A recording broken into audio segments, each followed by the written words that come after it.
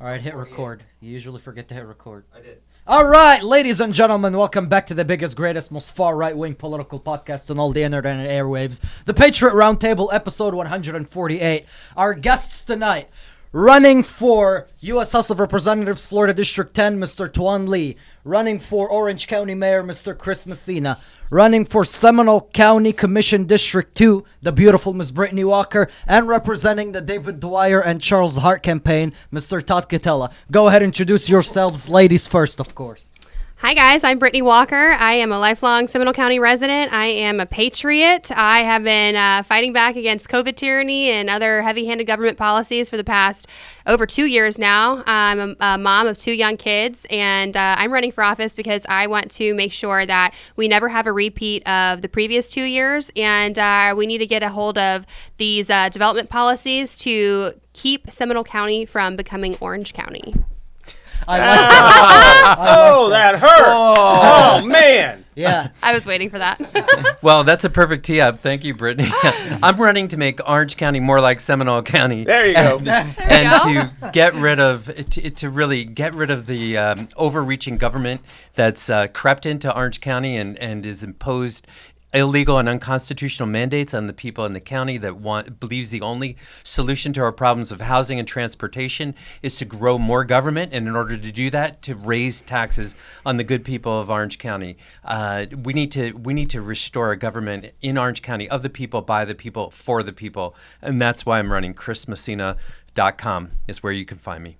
All right, Mr. Well, Twombly. I'm running because I don't want to see this country going downhill. Many things has happened in the past decade, and especially in the last 2 years. This country we're gonna burn our country down badly, and I don't want to see China it's influenced any American, and the communism is coming already, and they are here influencing from school, education, politician. They do everything that they can to damage our country. It's time for us to stand up for our country, and time for us to fight back for our country, because we lost so much. China stolen not only our technology, but now they started stolen personal identity.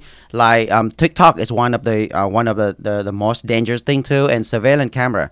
A lot of people don't understand that China is hacking every single one of us in China right now by using surveillance camera for cloud technology, because a lot of people are thinking, okay, I have to set up a camera in my house, and people don't know that's where your image is going to be stored.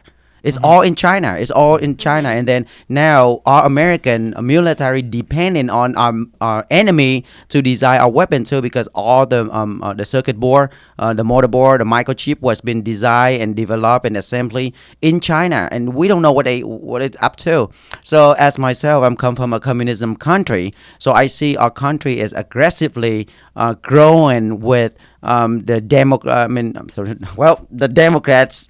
Is same thing with the communism right now. What I see, because all the young people right now, they don't understand the problem that we have to face right now is communism and socialism, because they think socialism is different than communism, but they all the same. They are brother.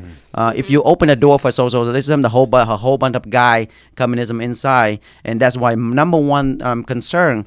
And on top of that, I'm an engineer and a business entrepreneur. So what we have to do to bring the menu back to America? A lot of people just talking about it, but they don't have experience, and problem that we have to go through, like regulation.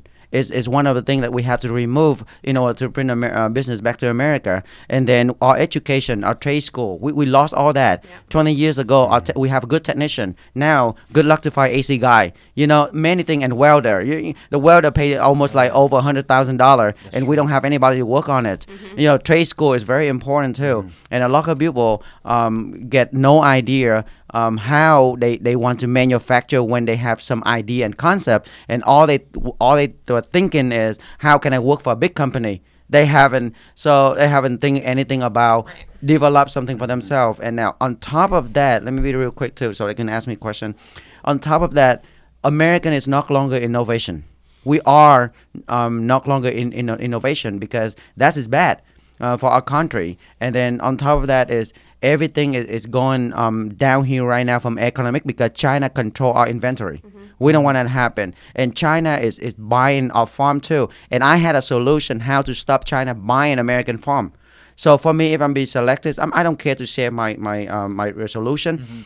If I'm selected to be a congressman, the first thing I have to do is convert all the farm into national resource. And if farm become a national resource, only U.S. citizen able to buy it, and only for American investor to invest into it. No outsider. Yep. So and then my background is oil and gas industry as well, and water and wastewater, and I will make AOC look shit. I'm sorry. because more than Shorty does. So I mean, I work in the oil and gas industry too. We have to restore our pipeline. It's have to be happen. So you can ask me more questions later, but I don't want to keep talking. All right, Mr. Todd, you're here representing David Dwyer and Charles Hart's campaign. Go ahead and address their platform. My name is Todd Colella, and I am a member of the Orange County Republican Committee, but I am a conservative member of that committee. And so because of that, I know Charles Hart. And Charles is the Orange County Republican Party chairman. And he made a decision to run for the Florida House 39. He believes that he can represent this district very well. He lived in Winter Garden for a while. He lived in Seminole County for a while. So he has a good connection to the community and understanding, but he's never run for office before. So, and I came on board with David initially because I was vetting him as to whether he was a serious candidate or not for Florida House 42. I've been fighting Anna Escamani ever since she was running in the very beginning. I actually initially supported Michaela Nix, who is now a judge. And so I did not like Escamani's approach at all and fought against her tooth and nail, but we did not prevail. And we didn't prevail a second time. The first time, you fooled us. The second time is like, oh my God, what are you doing? And so when a candidate came forward for Florida House 42, it was 47 at the time, I got hold of David and asked him about himself, and he won me over. I knew about another candidate had gotten in, his opponent, and I was trying to see, is David a real solid candidate, or is he just playing games? And he, as you know, is not playing games. Okay, so Mr. David Dwyer, he's been on the show multiple times. He's running against communist pedophile Anna Escamani. Yep. But who is Mr. Charles Hart's incumbent for the seat that he's running for? Well, believe it or not, there is not an incumbent. This is a new district. It goes north of 50 in Winter Garden, all of Apopka, all of Zellwood, and even out in Tangerine, almost to the Mount Dora line there. Then it comes up here. I was actually walking doors before I got here for about an hour and hit about 15, 20 doors and had some good responses. And so this is 2/3 Orange County and 1/3 Seminole County. So the Seminole County voters here are going to make this, because Orange is so blue, the Seminole County voters here are going to make it more competitive. And so it is a winnable seat. Now, there are 3 people in this race. One is Randy Ross, not a fan of his. Then you have two major candidates, and that's Doug Bankson, who is a pastor and a city commissioner in Apopka. And then you have Charles Hart, who's the Orange County Republican Party chairman. So we've been knocking doors like Brittany's been knocking doors. We probably hit about the same number as you have.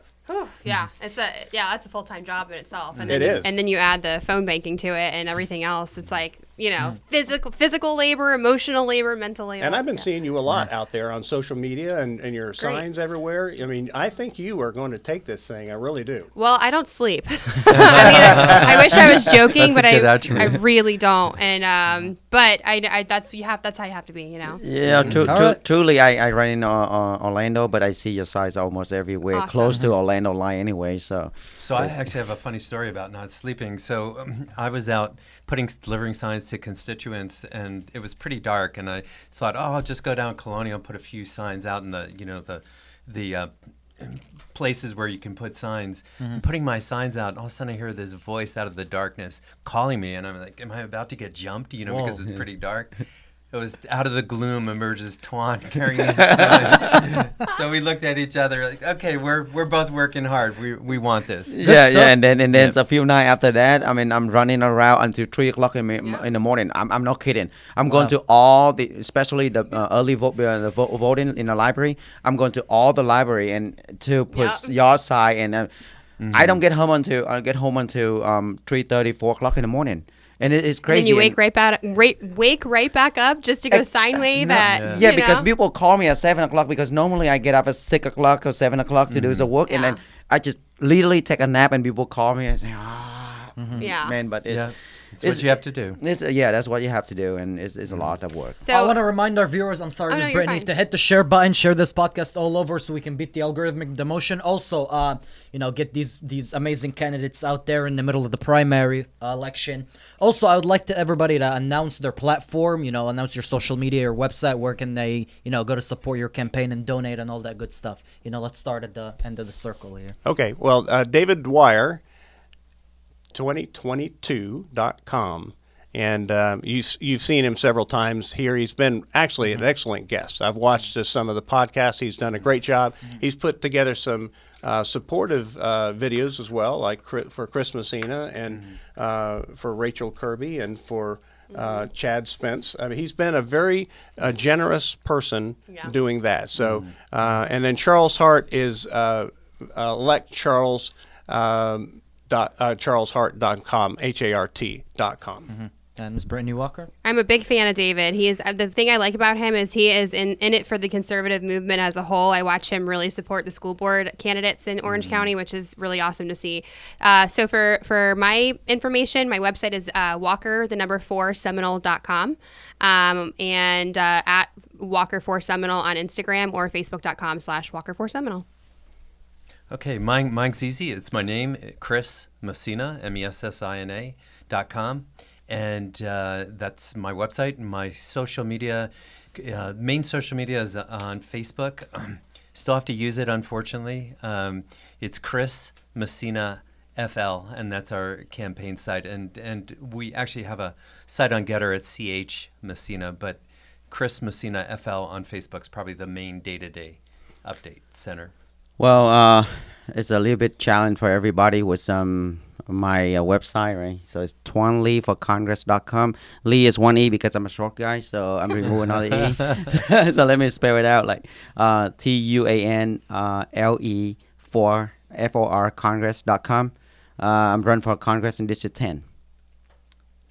All right, perfect. So regarding Mr. David Dwyer, we all know his incumbent is his primary candidate is a joke, so he's gonna get past that, like a knife through hot butter. However, with the general election, his district is deep blue, and there's a lot of Gen Z libtards that live in that area. We know firsthand because during the Governor DeSantis' event, there was a huge protest outside of blue hair pregnant men. So how do you feel about Mr. David Dwyer's chances come the general? We know he's going to make it through the primaries, but speak about the general election. Well, to be honest with you, David is doing an excellent job. He is incredible on social media. He is killing it, actually. He's been spending a lot of money to make that happen, but what he's going to need are the people in the Florida House District 42 to step up and join him with a commitment and a determination to see Escamani on the streets as a lobbyist and no longer as a legislator. So she needs to go outside of the legislative body of Florida, and we really need everyone in Florida House District 42 to step up to the plate. Is it a battle? Absolutely, it's a battle. It's a battle against what has taken over Orlando, what's taken over Central Florida, what's taken over the school board. So if you're expecting to right this upside down narrative that is over Orange County and expanding, to be honest with you, in Seminole County and some in other areas, then we have to take on Escamani and get her out of the Florida House legislature and make her a lobbyist, not a legislator. Perfect. Yeah, she's not one of my favorite people. I'll tell you. I did a Zoom call just to kind of support the Orange County activist that I know back when she was trying to push the vaccine mandates, and she was, totally adamant on mandating vaccines on the people. And, I said, it's really funny that the candidate that's funded by Planned Parenthood, 100% funded by Planned Parenthood and supports abortion, all of a sudden is no longer my body, my choice. Isn't that, these people, Crazy how that these works. people Well, they really wouldn't be a have, Democrat if they weren't hypocrites. they really have no sense to them. And it's scary that people like her and people like AOC get elected to office. I see a lot of people in my family and people close people that I know and my employee too. A lot of them get the vaccine and they get illness and right now and they get infection and they have all the problem too. And one of my employee husband lost the military job because of his health.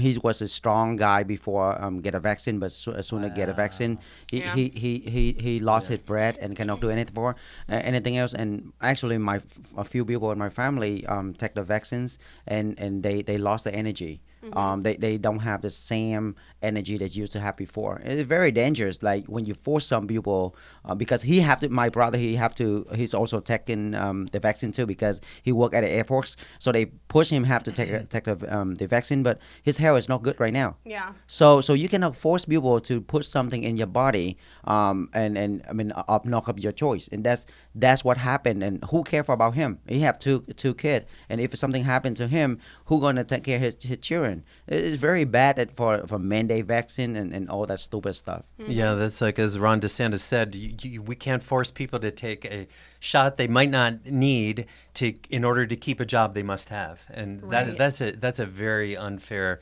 trade-off. And my opponent, Jerry Demings, is really he was a biomedical authoritarian who pushing mandates, forcing all the Orange County government employees to take it and firing people who didn't comply. And it was actually his act of firing the fire battalion chief, Stephen Davis, that propelled me to make the decision to enter the race against him, because I thought that kind of unconstitutional overreach was because I had moved down here previously from Massachusetts, was what I thought we had gotten away from as a family in the North. And to find it here in Florida, in Orange County, despite the great leadership of the governor, was a complete shock. And so that's why I jumped in. I've been very, very adamant and vocal about it. The Health Freedom Caucus has endorsed me, and we are saying that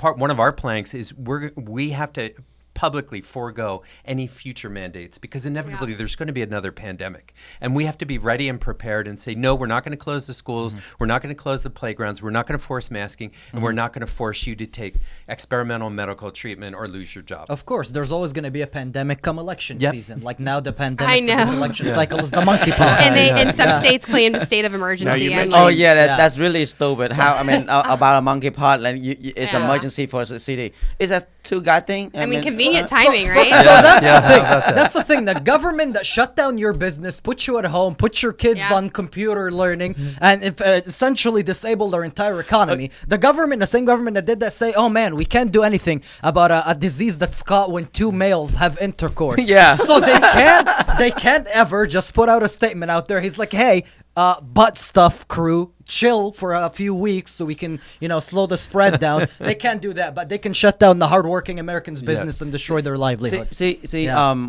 Back into 2019, I mean, from December 2019 to March of 2020, I travel from Orlando to Houston every week. I left Orlando on Sunday and come back in Orlando on Friday evening. Almost every week I'm travel like that. I don't have any problem. Certainly in March it's shut down. They say there's a COVID happened. I mean, let me tell you, COVID is a China virus and it's manageable and controllable. And they Right. know where to put and they know when to put. Because when they start off, people don't understand that they want to focus on Italy. Why? Because China want to take a port in Italy. They want to control that, so they want to push something there to scare them, shut down the port and things like that. People don't understand that. Then when they get into closer to election, It's happening in America. But when everybody, everybody have to deal with the China virus, Vietnam, well, we are the number one of how to manage the virus. What happened? What happened when when our election is over? Vietnam don't know how to handle the virus because it's happened in Vietnam because China sent it to them. Yep. And what happened before Vietnam is the Indian and Philippines because they want to push some pressure on Indian and Filipino and Vietnam. So that's why I say the virus is manageable and controllable, and it's all BS. It's So not why like, are they putting pressure on those three countries specifically? Is it because they want influence or? It's not influence because back into when President Trump still in the office, China and India had conflict. Okay. But because President Trump backed Indian, so that's why China cannot do anything. And then when Trump out of office, you have to pay back. So that's what they do. And then Philippines, during that time, Philippines try, no, you're not going in to get any of my islands. Same thing with Vietnam. So that's why the China want to expand the Nine Line, where it's all about the Chinese Sea. So that's why they want to control the area. Then the country that they should control is Vietnam, because if they take Vietnam and Taiwan, they control the area because Taiwan is right in front of China. So that's why China is waiting for President Trump to re-elect it again so they can declare independence. I mean, from what I understand, because that is an opportunity for Taiwan to declare independent. But now, I'm sorry, too bad for them, and nobody will stand behind them and help them. You don't think China knows that they got to take it while Biden's in there? I think they do. Yeah. Because he won't do anything. I He's so think weak. they do. They're already, and I realize I'm running for a county position, but I do follow. Well, people still want to hear your geopolitics. views on the world yeah, stuff. So the Chinese, and we have very good friends who live in Taiwan. The Chinese, the PRC is overflying with 10 to 20 flights a day Taiwanese airspace. So right now they have actually a de facto naval blockade around Taiwan. So literally, you I cannot. heard they're trying to choke them out. Yeah, and they're very close. They're going to to starve doing them that. out. They're not letting any ships come yeah, in. and that kind we of have stuff. a weak and feckless regime here, and Mm-hmm. they're posturing with these officials, Pelosi and so on, going over to Taiwan. Some more politicians are over there poking the bear too. They were just over there but visiting. it's a really dangerous. So I heard situation. that there's Chinese troops now in Russia training with Russia. No, I believe that. Yeah. They're joining forces. This is what Biden's done. He's gotten these two countries to join together. And Yeah, guess when what our the- military is doing? They're learning about diversity and inclusion. Right. This Learning is why what we're gonna pronouns lose. they are. We're gonna See, lose. I keep telling everybody Yeah. is American is a last hope if President Trump still in the office, because what happens right now if China own Taiwan, we screw. American is the first country screw because look at all the computer and technology and It's all the motherboard. semiconductor It's chips semiconductor. come It's from in, there. it's in Oh, Taiwan. yeah. And now another thing, our voting system. Our enemy build our voting Yeah. system, not only developing but building. Oh, they spend a lot of time in the voting so- system. yeah, so- Yeah, well, we're Yes. we're just now starting to build, or we're creating factories. I don't know how many years it's going to take, and then we're going to start making our look own at it chips. this way, but So wait in a 20 minute. years from now, we can start making our own chips. Well, Well, you know, where we the do have motherboard come from? we do have a semiconductor manufacturing. First plant is in Osceola. It should have been in Orange County. The mayor at that time didn't move with the kind of speed, but I do think we have the potential to develop more semiconductor IT-based manufacturing in Central Florida, specifically in Orange County. Sorry. All right, Chris, what is your background on a professional basis? Yeah, so I've founded and run. So I just professionally went to Harvard Business School, won a bunch of awards there. Founded and ran several health IT and biotech companies, and also an industry association that brought together a lot of disparate businesses. I was a co-founding director of that. Okay. Do you feel that your experience as a businessman, as a manager of multiple entities like that, and managing budgets as well, and Yep. managing people, do you think that properly and solidly equips you to be the Orange County mayor? Well, it sounds like you've switched to interviewer, but yeah, you're doing a great job. Yeah, absolutely. And that's what's missing because we have career bureaucrats right now that that are in positions of leadership in Orange County. quite possibly in Seminole yeah. County as well, and don't have the pragmatic business experience and look at everything as, hey, this requires more government, and inevitably more government means more taxes. And that's not the case. You need a creative thinking approach, and there's generally a private sector oriented approach that will solve the problem more efficiently and more cost effectively in a shorter period of time.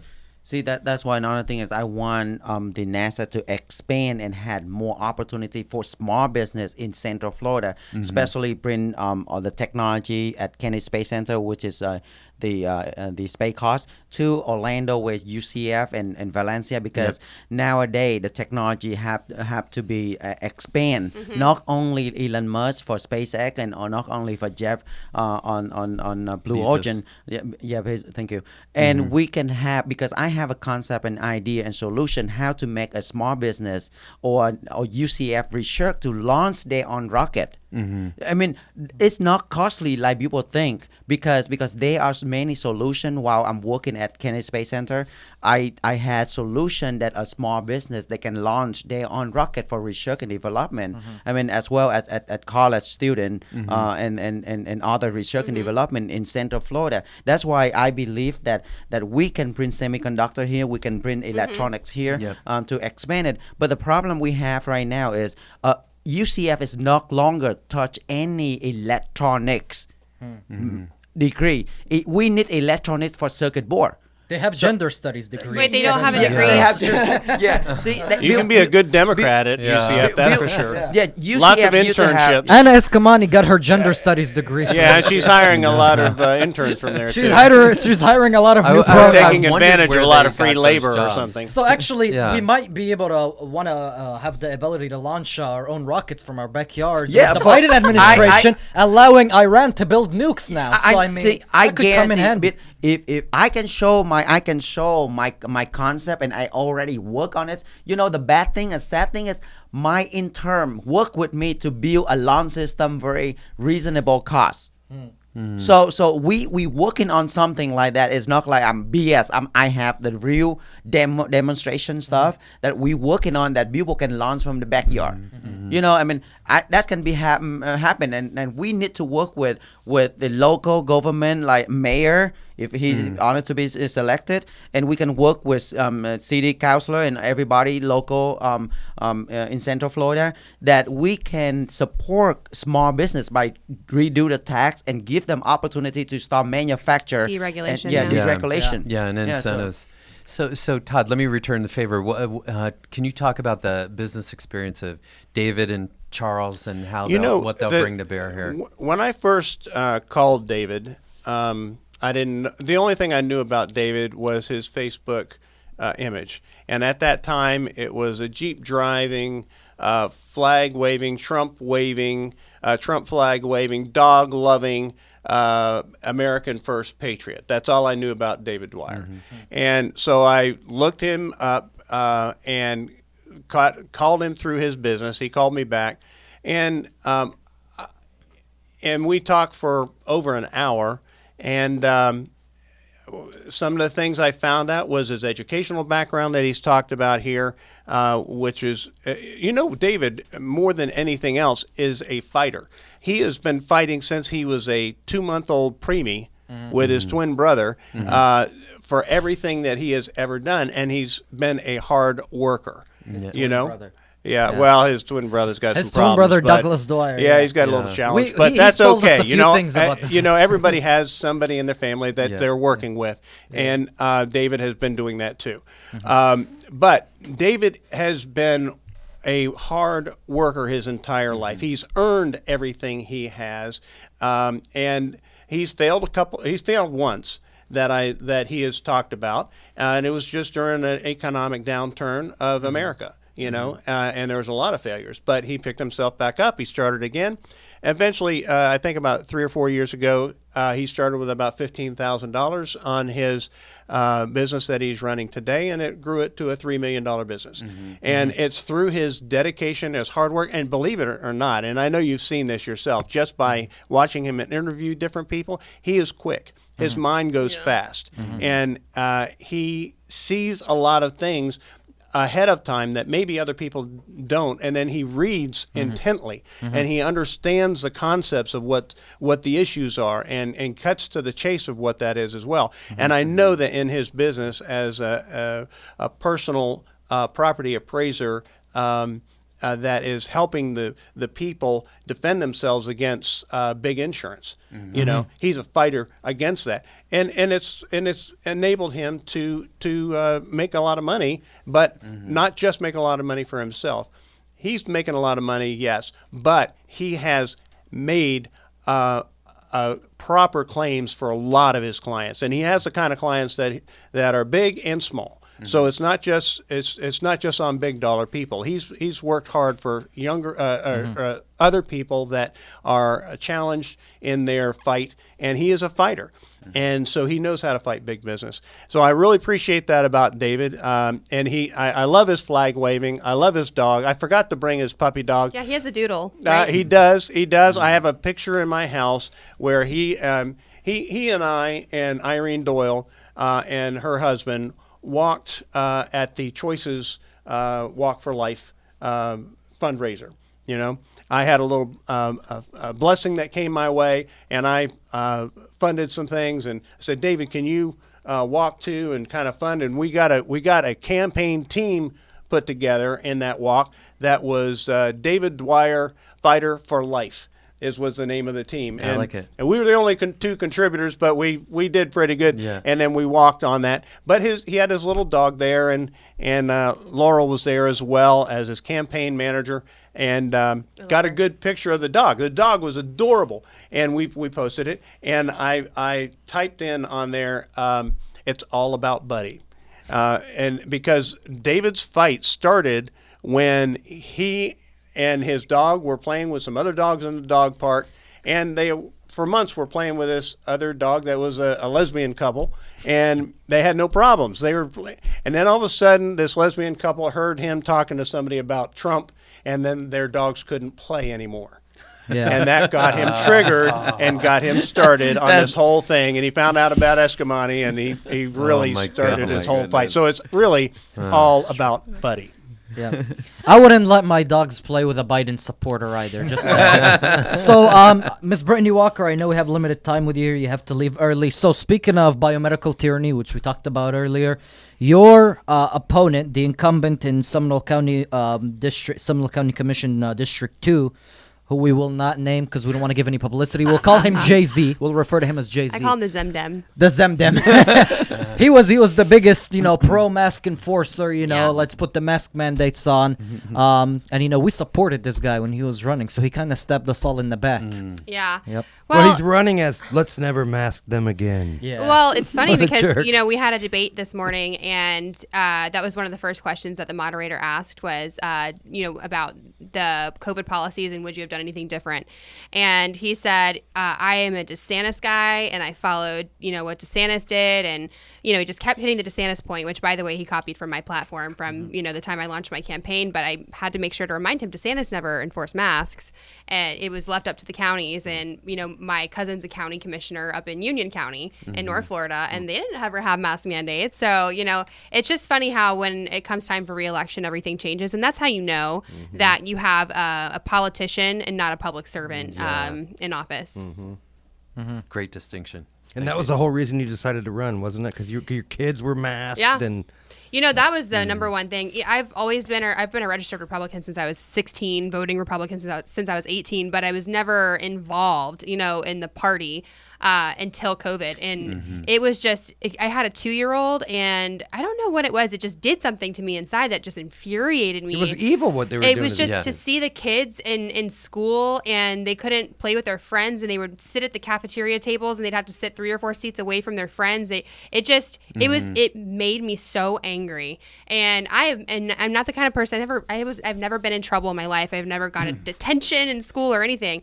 But I was the first one that said, you know what, I'm going to go to the streets and I'm going to make signs and I'm going to get a rally going. And it really mobilized me. We marched right up to him and Yeah, protested. we did. Yeah. There's at least 100 of us or more. And I told myself, I said, this is all I'll do. Once we get the masks off, I'll be done. And then, getting involved just with that and starting to go to the meetings, you start realizing, oh, wow, we have not been paying attention. And these people are, running away. It's a runaway government and we've got to reel them back in. Yeah. Since the COVID, since the China virus happened until now, I never wear a mask unless when I go to Home Depot or Walmart or wherever place that they make me to wear a mask to go in. That's the only time I wear a mask. But I still don't. I mean, I've because legitimately never wore a face diaper. There's the only time. So, but I don't wear masks at all. And look, it's nothing happened. Well, I like what I say is a manageable, controllable. Now, when I say that, they're going to manage to Tuan. So, it's all BS. Like, look at the CPAC in Orlando. We have 70,000 to the point that they have to shut down. No more people going in. And nobody at CPAC in Orlando about a year ago, a few months ago, nobody wear masks.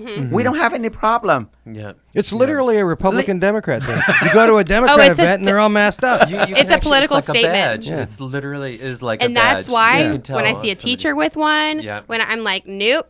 It gives Get it it away. up. Well, you shouldn't be able to. That shouldn't be allowed. And especially for young children, I mean, they learn by looking at facial expressions, and we're stunting our kids. Not to mention special needs children. I know a lot of parents with children with autism and other special needs where they need that. They need to see your face. I know. There's Or if you're hard somebody of they hearing. wear the mask because they have allergy with octree and things like that. And those people are it's exception and stuff like that. But a lot of people I have no idea what they're thinking because we done some tests. Like you use a cartridge printer, the code for a cartridge printer, and you put on a mask and you blow air. Everything on that cartridge it get to the other side. Well, that's the a ink thing. is thicker than the virus, and it still get to the other side of the mask. They never came doesn't up. work. They never It doesn't came up with work. any science that proved that the mask worked either. mean, Anyways. or the jab. I went on Etsy.com and I bought a crocheted mask because it literally made me so mad that I was like, I'm just gonna mess with these people. And so I got the crocheted one that You had see like right through it. You could see everything. And I never they never tried to make me, except on the airplane. They were like, okay, you gotta put the other one back on, and then I would put it back on, and then I'd wait for the flight attendant to leave, and I'd put my crocheted one back on. I was the worst. I'm like, I'm so lucky I did not get arrested. What are the big issues in Seminole County that you've seen and heard from the people? Because the three of us know Orange County, but from Seminole County, and I'm walking 1/3 of this district for Charles Hart. I'm walking in Seminole County, and as I said, I was walking before I came here. So, what are the biggest issues you're hearing in Seminole County? Development. So land use and zoning and planning. We our county commissioners are they're funded by developers, and so you can usually follow the money to see what someone's motivation is going to be when they're elected. And we have seen a just insane influx of multifamily development going on in Seminole County, 4, 5 floors high, and we don't have the infrastructure to support it, specifically the school system. And, being someone that has spent the past 2 years at basically every school board meeting, we have a teacher shortage we've never seen before. And we have, the schools were overcrowded when I graduated back in 2011 from Lake Mary. I mean, we had, 22 kids to one teacher. And so if we're going to be building all of these units at the pace that we're building, where are we going to put the kids? Where are we going to put the traffic? Where are the jobs to support the growth? And also too, when you build rental housing, it attracts transient people. They're not people who are invested in the community because they don't pay property taxes. And so I'm really worried about the overdevelopment of apartment communities right now. And to be honest with you, that is one of the issues that is changing the voter registration in Seminole 100%. County too. So where you used to have property owners, which were conservative and taking care of their property, now you have a different type of person there that is going to be more apt to be a Democrat. Right. And another thing, too, is Seminole County, we have the second smallest when it comes to land mass. 1/3 of our county is protected by a rural boundary, so you can't build, past. So 1/3 of our county basically is unbuildable. And so that was put in place in 2004. And so my opponent was the one who led that initiative. And but that means the other 2/3, they were really running out of land. So they're building up. And, I am all for protecting that rural boundary and not building, if they don't want to build out there, we don't build out there. But that does not mean that we destroy the beautiful suburban communities that are within Seminole County. So at some point you just got to tell the developers to find another sandbox to play in. See, when I started to run an office, and I also the property investment, and I get a little bit in construction and things like that. So I had a solution that we can build house with under 100,000 to help the people, because look at this way, a lot of people now, with all the everything that's happened with the economic, and people cannot buy a house anymore. Right. So I have a solution to build house under 100,000, and there are a lot of opportunity that we can do it in Seminole County or in Orange County, because there are area that you cannot live in anymore, and the area that you cannot live in anymore, their land for each house, the land is bigger than the house. So if you open it up for people to develop on the back community, to get one property to convert it into lot, so you can build a house like 2 stories or 3 stories house by using 3D printer and 3D technology to print a house, and it's solid concrete. I'm talking about category 5. I'm not talking about Really? Yeah. So I'm doing research about that. And that is something that you want to make it happen, because now I don't know if that'll address the problem that Brittany I do. And just raising. before I forget this too, another big issue with the overdevelopment of rental housing is that we're eating up all the available land that we could be building home ownership opportunities, such as townhomes, duplexes, whatever, single family homes. And we see this huge push coming in after Biden got elected. And I don't know if you all remember, but there was that famous saying that, own nothing and you'll be happy. And World Economic They still Forum. say that. it's the new urban agenda, and the new urban agenda basically is that it will be a more climate-friendly development if you keep everything in one urban core, and basically it's just everyone lives on top of each other. You use public transportation, you shop where you live, and you eat where you live. It's just it's like China, like you live on top of each other. And we saw the huge push for apartments coming, shortly after Biden got elected, and homeownership is the number one way that Americans accumulate wealth. I bought my first house when I was 20. It was a little townhome, 2-bedroom townhome, 1,000 square feet. But I'll tell you right now, that set me up, for when I was 21 and I wanted to sell it and I made profit. You build equity. Most Americans, that's the only way that they ever will build wealth. And if we rob them of that and we strip them of that opportunity, then we create a poor society. Yeah, and then you look at Orange County, which has basically an assault underway on property ownership, where they're bringing in early stages of rent control has been moved to the ballot. They're going to put it on the ballot. November. Yeah. It is on the And ballot. they will pass And it. they will pass that, yeah. Of course they will. Just like they And then passed nobody- minimum wage. And then nobody will ever And build then anything. then it will Exactly. expand, and they're saying it's 1 year, it's going to be longer, and right now there's a lawsuit from the Florida realtors. We tend to look at these problems as just small isolated problems where it's pitting the interests of one group versus the interests of the other group, instead of thinking creatively, how can we solve the problem? So for example, in your case, like, how could we stimulate the people who are living in these apartments to be able to buy them, and then they're starting to build equity, and once you own something, you take completely different care of it. That and plus the mortgage on my home is less than the rent of a 2-bedroom apartment in Seminole County. A 2-bedroom apartment that's about 1,000 square feet in Seminole County is going for over $2,500 a month. I have a $500,000 home and my mortgage is less than that. Right. And it's funny because I'm very transparent about my stance on all of this. And so I've gotten a few calls from multifamily developers and, you know, they the funny thing is my dad was a multifamily developer my whole life. So I was raised by a developer, so I know how to deal with them. And they are aggressive people, and it's, you know, they believe that they are right about everything. They're, you know, it's an agenda. They have an agenda to push. And I think that's why we see so many people cave to it, because if you don't know how to deal with these people, they'll just walk right over you. Did you get any calls from David Hudson, who is the biggest multi-line developer in the state of Florida, No. multi-billionaire? He's not in this No. county. Oh, he's not in this county. Yeah, he's overdeveloping St. John's County. Yeah. See, that's Yeah. why when, It's so all- when I grow up, we don't have a house. That's why I always hope that, I mean, everybody have an opportunity to buy a house, because when they own a house, they have a responsibility to Right. not only to their house but their community and, And their their neighborhood, their and they'll neighborhood take care and of everything the like neighborhood. that. Another And- problem. Sorry, I didn't mean to interrupt you. No.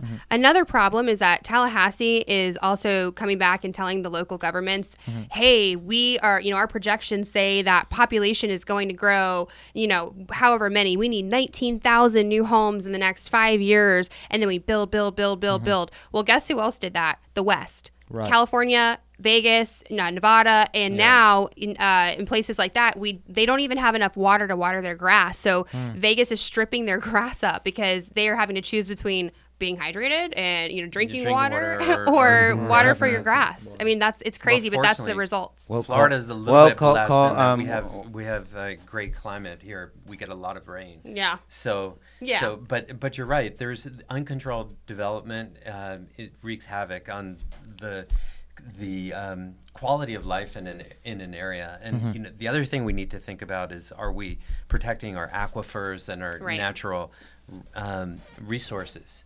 You know, because we need that water to be, as you said, to, you know, for us first, and then for crops and for Right. for other things. Well, you know, you mentioned the aquifer, but how many bottles of water that you've purchased that you're getting out of these spring-fed things? That you're taking that out of the aquifer, so you're not really helping the issue. We're pumping millions and millions and millions of gallons out of the aquifer so we can drink it in our bottled water. Right. And so there needs to be a balance of the market as well. And I know that there was an issue on the west side of Orange County with a rural settlement area. Yeah. And Orange County grew in the last 10 years by 25%. I don't know Yeah. what Seminole's number was, but Orange County was 25%. It's about 1,000 people a week. And Wow. it's Yeah, and it's a lot. that becomes a lot to manage. And Yeah. you have a lot of people from the north, New York. You know, actually conservatives are coming out of New York and moving down here, and some other areas because of the economic opportunities that are here. They sell their house for an exorbitant amount of money. They come down here and they don't care what that house costs. Yep. And, then they're all cash buyers and they drive the prices of exactly, property and they through drive the it roof. for everybody And then there's else. 1,000 of them moving down to Exactly. Florida a day. I- And now they're destroying the and now we state. can't And then buy our everywhere own you go, house. everywhere you go that you used to go to But they chill are- as a they- Floridian, they- there's yeah. populated now. Exactly. But they are Yeah. contributing to, you know, Florida has a record surplus as opposed to other states that, you know, I think it was 20 billion surplus. You might know it better than I, Todd. And, you know, very few other states can say that they're so solidly in the black. And the reason is because Florida is such an attractive destination for both tourism and for living, for residing. California once was the same. It you know. was, yeah. It was. Till they became Democrat. Everything the left touches, you know, go woke, go broke, and California's Exhibit A in that. Yep. Yeah, we don't have any state tax, and they do, and they got the highest in the country, and they're broke. Yeah. Plus, really, really high sales tax. Yeah. It's over 10%. That's Oh my amazing. goodness. Wow. Yeah, and honestly, I'm going to, as I look at Orange County and I look at the city of Orlando, I live within the city of Orlando boundaries, and they are pricing themselves out of a workforce. They're pricing themselves out of people that can afford to live there. It takes multiple income families or people living together. Maybe they're not in the same family or whatever to make ends meet, just to live. Yeah. And if you're going to have anything even moderately affordable, I had a friend that recently sold a home and that has been in their family forever, but they had to sell it and split it up amongst the estate.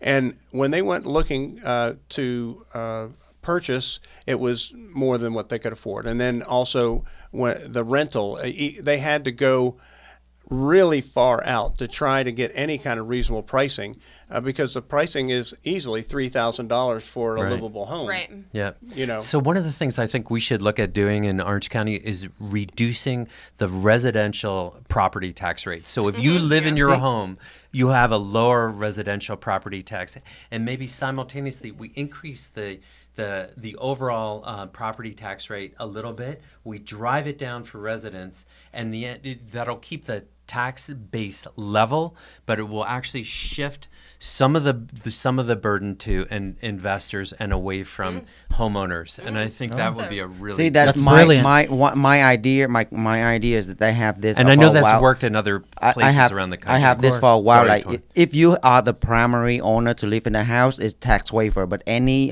property addition to it, you have to pay tax or rental house, anything like that. But if you are the primary owner, Homestead, you mean? homestead, Yeah. it's waived. Because it's not fair for them to take care of their property, do everything for the community, and then they have to pay the property tax when they have only one house for themselves. So I think it's for me to motivate the people to own the property, and that is one of the way. And then we have to tax the people who do the investment. And I think it's very good for the people who start to thinking of own the property, small property, big property, it doesn't matter. But the thing is, they own their own stuff because. As a growing up, I want to own a house myself, but that's why my focus and idea is how to make American able to own a house. And I don't care if they work at a Walmart or they work at a restaurant or whatever. They would be able to have an opportunity to own a house. That is my idea. You still have to have a tax revenue base that supports the Right. county and the Right. municipalities and things like that. So that's where a homestead exemption of $25,000 or whatever is given to you. I think it should be higher. Yeah, Yeah. I mean, Yeah. if you don't waive it, at least higher, because $24,000 Yeah. is nothing nowadays, and then you see that. And Something just came to mind when we were talking about these multi, like apartments or Yeah. whatever. You're forcing people into a community, a tight community that may not be a social controlled environment that they agree with. Yeah. And so you're forced economically to be in a certain place in a certain way. Now, granted, maybe you're spending more money for a higher cost place, and it's gated and different things like that. But if you have a home with a piece of property that you're able to take care of yourself, and I don't live in a you've been to my house, Chris. Yeah, it's just a home. It's a nice neighborhood, really nice. See, you that probably that- know all your neighbors. Am I right? No. No, I don't. you don't. No, Okay. because they do their thing, I do my thing. Okay. In our house, I'm going to be straight out honest with you. I have a son and a son-in-law and a daughter and 3 grandkids that are living with us because when they came down here about 4 years ago, he worked in a church and they were trying to get reestablished. Sure. And he did get reestablished in a church here, but his one income is not enough to make it work. And so my income and his income together, and me taking on a majority of those responsibilities, enables them to have a sanctuary. That do we have all the room we need? No. But is it a place where they can feel safe and secure and allow my daughter to homeschool our 3 grandchildren? Absolutely. Yep. And that's more of value than anything else. Definitely, See- definitely. see You're that- putting your finger on one of probably the most, outside of respect for God, the most important attribute in American society, which is the importance of family. We need to protect it, and it provides a safety net for multiple generations. And Todd, your family situation is a living, breathing example of that. See, I agree with you. For a house, you have to have a space in between. I mean, I don't care to go up vertically, but you have to have a space. You have to have a separation, a little space to call your house your own property. So I mean, For me, there's I think the reason that we're in the situation where there's a lot of younger families, people who just are newlyweds who are still living, with their parents, is because they can't afford, to have a mortgage. They can't afford the 20% down because home values are so high. And even if they weren't as high as they are now, 20% down on a $300,000 home. Yeah, the interest rates keep going up. Oh, well, thank you, Biden. So there are, from my banking background and experience, I've learned that there are private sources of funding that help with down payment assistance that, I used the FHA program to get into my first home, which was 3.5% down. And that's the only way I was able to buy my first home. I had like $5,000 to my name when I bought my first home, and I spent every $5,000 on my down payment, and I was broke for, probably 3-4 months living off ramen noodles. But anyways, but you're a homeowner. But I was a homeowner, and it's great. You own something. But we don't right now. We don't have enough programs like that. So we've got to partner, especially on the county levels and the state levels, with these lenders who have access to these funding sources to encourage new families, to get into a new home. Yeah. See, Perfectly put, perfectly stated. Yeah. I mean, with the Oh, prices. you guys, I gotta go. Well, all right, so our viewers, hit the share button, share this podcast all over. And Ms. Brittany Walker, before you have to go, announce your platform. Where can they fund your campaign and donate and all that stuff? Yeah, so actually tomorrow's the last day you can donate. So I'm happily accepting more donations. So, It's crunch time. yes. Website's walker4seminole.com or facebook.com/Walker for Seminole. Thank you guys. It's been a pleasure. And I wish you all the very best in your races. You too. All right. Good luck. Thank you. to win. hey, good. Thank I you. do Good expect luck. you to win. We can I say we knew hope you so. went. I know. Your new Hey, District 2 of Wait. Seminole County Commission, Ms. Brittany Walker. Before you go, if any Vietnamese or Asian people listen to this podcast, vote for Walker. Thank you so much. And donate. Your new county commissioner for District 2 come you this go. Saturday. Yes. Looking Amen. forward to Yeah. it. Thank you guys so much. You're welcome. Thanks for coming Pleasure. in. Thank you. I'll Yeah, see you. yeah. guys, good You luck. bet. Okay. Best of Thank luck. you. Tell David I said hi. I will. We're all rooting for you. Thank Yeah. you. I'm All rooting for you of guys us. too. Say, Brittany. See you. Drive safe. All right. So, what do you guys think of Biden hiring 87,000 IRS agents? So they can come for all our money. Armed. Yeah. And willing to use deadly force. That's crazy. Why would the agency that's job is to come after your hard-earned tax dollars and give it to illegal immigrants on Tyrones for their welfare checks, of course? Why would they be arming up like crazy? They bought $700 million worth of ammunition, right? And they're hiring positions Are they that are trying encouraged to they're use trying deadly to cause force. like a depression or something? So we're Wow. already seeing 50-year Yeah. high inflation, and they're going to try That's to they're the going most to print generous $1 trillion, interpretation. and they're going to try to get $1 trillion out of us through Yeah. taxes. Yep. Yeah, but in 87, that more than doubles the IRS, and so you're looking at it's almost like a private armed police force. In Russia, they called this force the NKD. It was the secret police that went around and In terrorized. Germany, they call every- it the Gestapo. Yeah.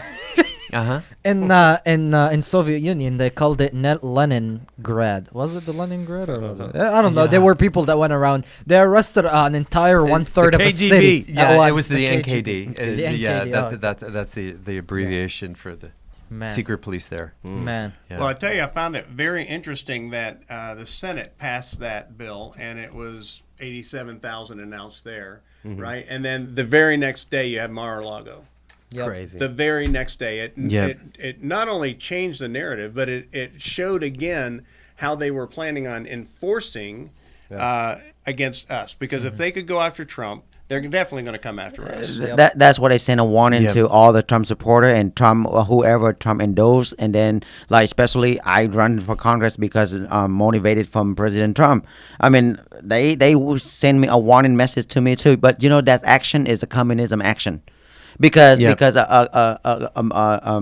our country has never happened like this in history. No, we don't have any president in the past had this kind of problem, and this action is totally communism. And I live in communism country, and as well Chris had experience in communism country. They do whatever they want. The party just do whatever they want. They don't care about the people, and they don't care the people who don't have power or they don't have an opportunity to do anything. See, that's why I'm one of the person who don't like gun before, because I get educated by school here, and now I'm the one who try to own as many guns as I can, and I try to protect Second Amendment, because that is the only way to protect American right now. Because if American don't have gun, think of that.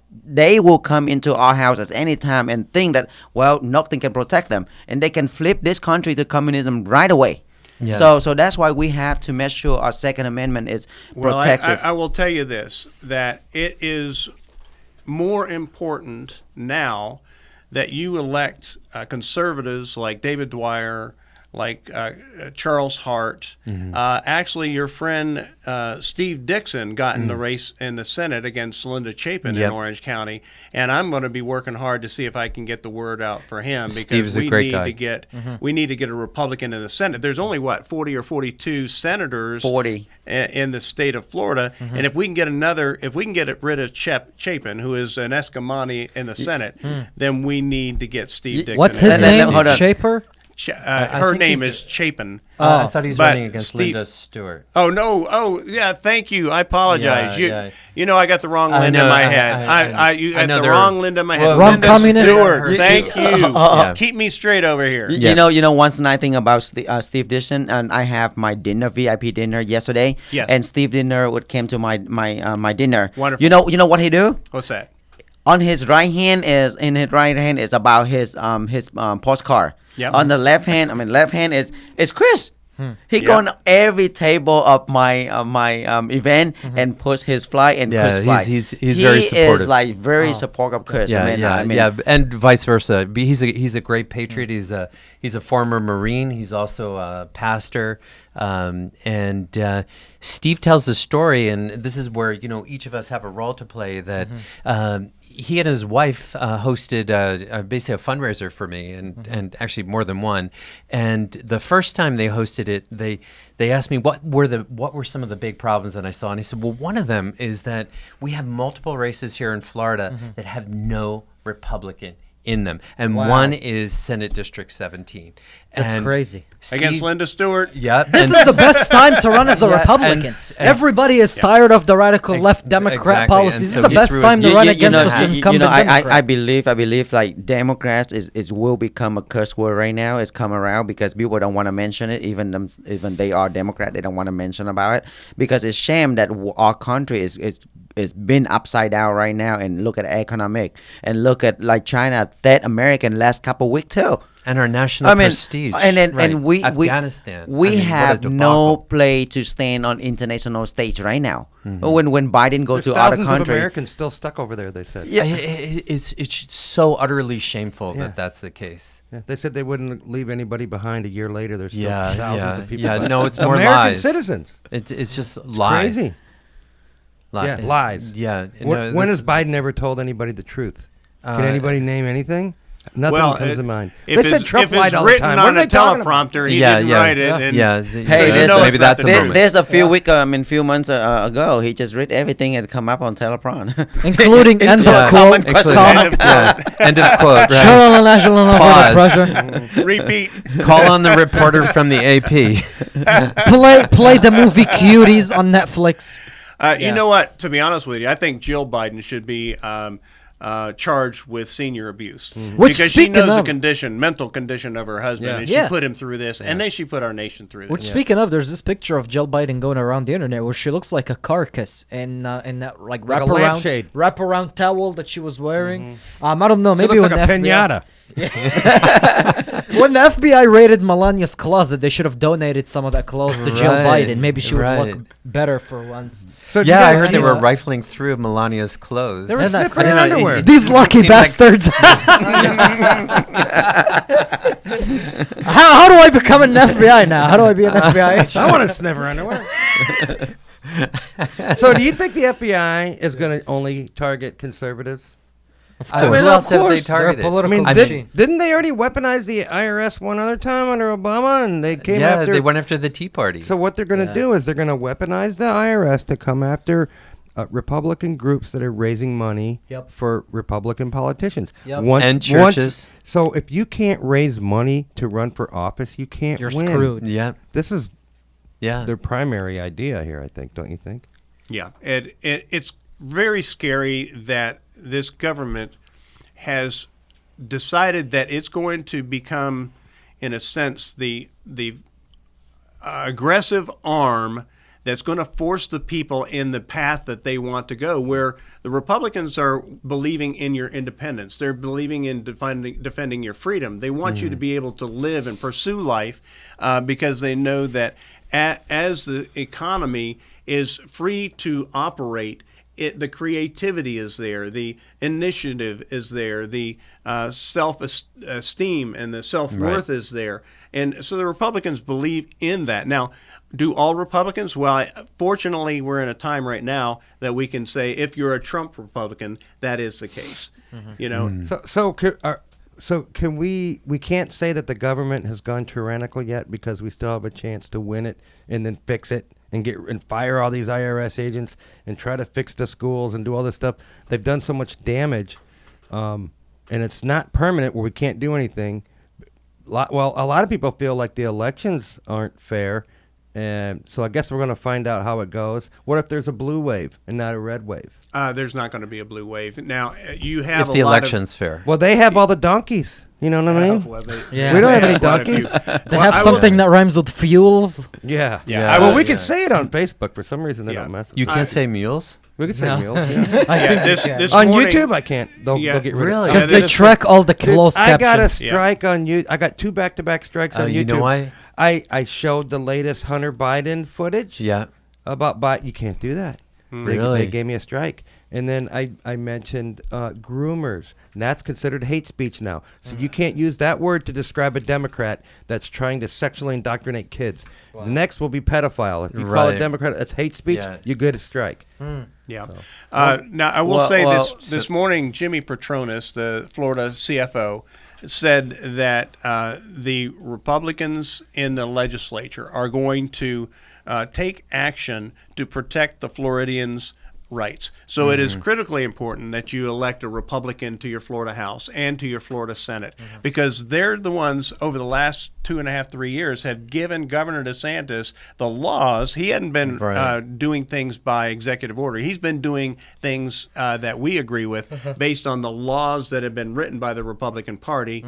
And so when we elect solid Republicans that are conservative fighters like David Dwyer and Charles Hart, then we will be able to give the governor, hopefully for 4 years, right? Not 2, 4 years, the ability to continue to protect our freedoms. I think Trump's going to con DeSantis into running as his VP. I hope not. Except there's an issue because they're both Florida No, residents. he'll change his residence to New You York. think so? To Yeah. New Jersey or someplace like I mean, that? if Trump really wants to win, who's he going to pick?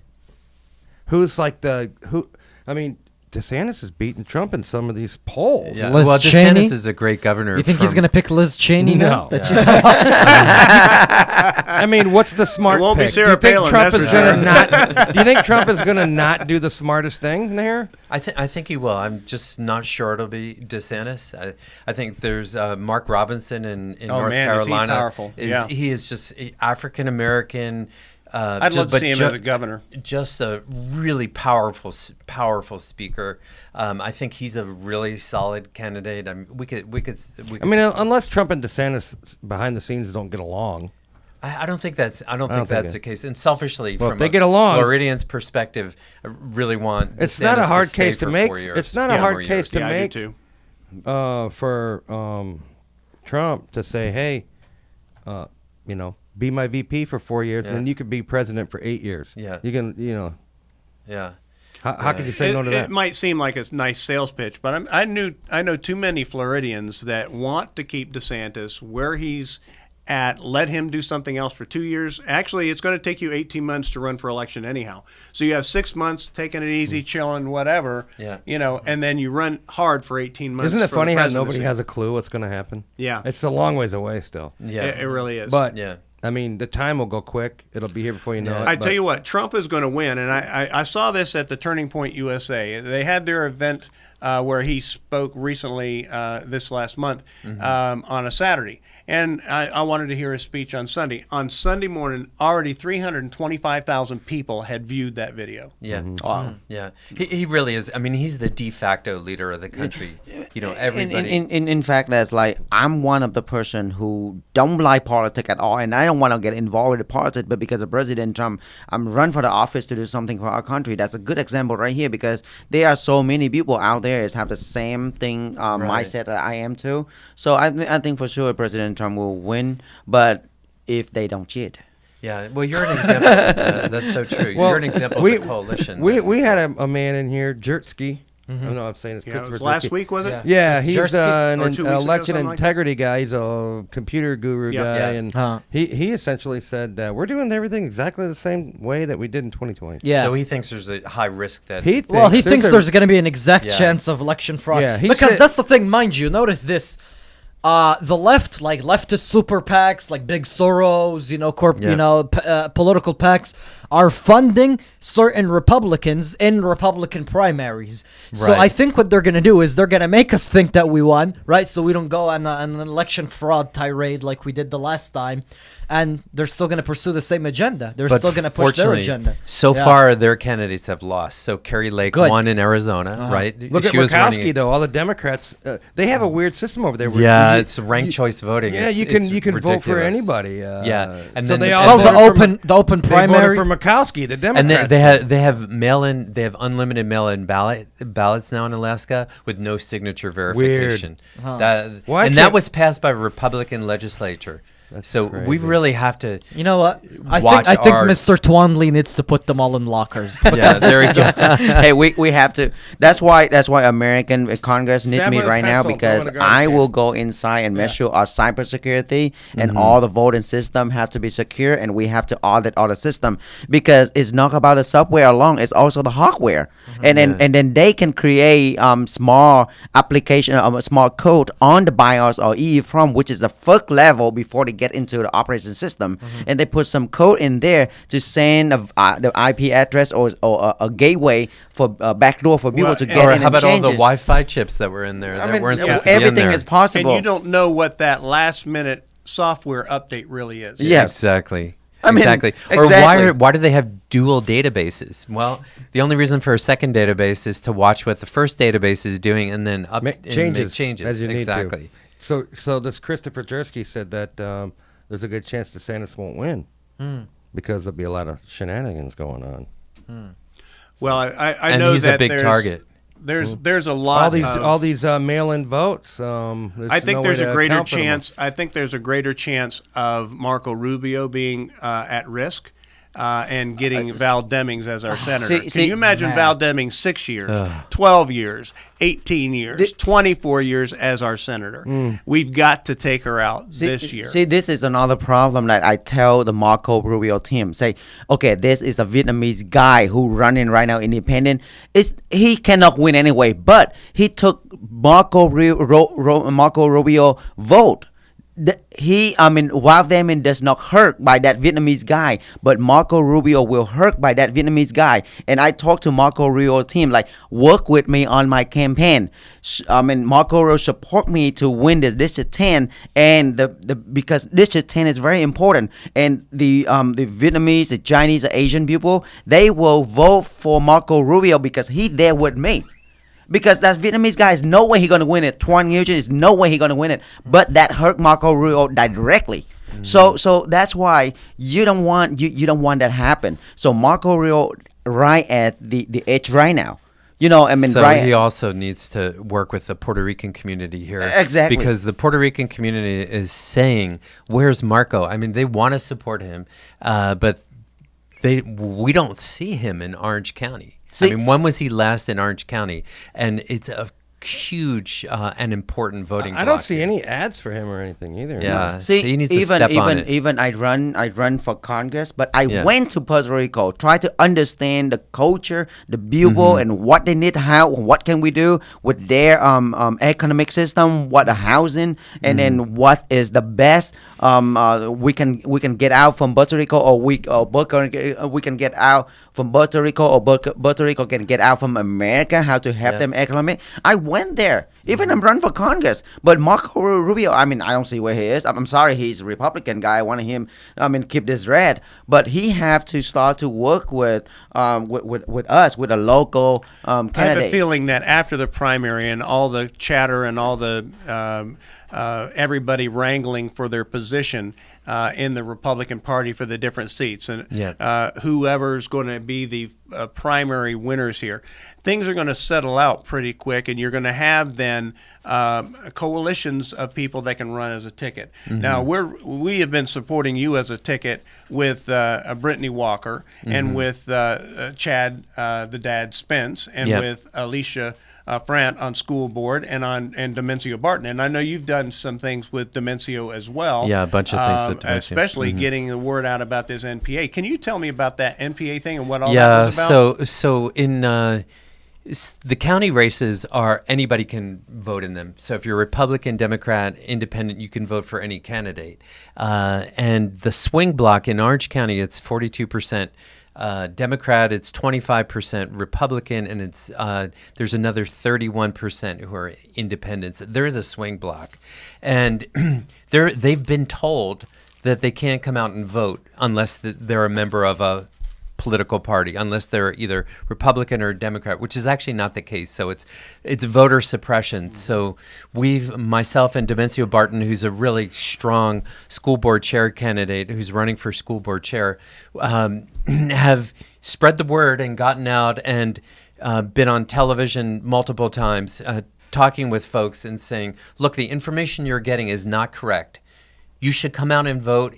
If you are a registered voter in Orange County or in Seminole County, if you're a registered voter, you have multiple races and multiple ballot questions to vote on. You must come out and vote. And there's a lot of races that are going to be determined in the primary. Absolutely, August 23rd is going to make a difference and decide a lot of questions. And this affects judges too. If you're an NPA voter and you're expecting just the Democrats to make the selection on your judges, you're making a mistake. Yep.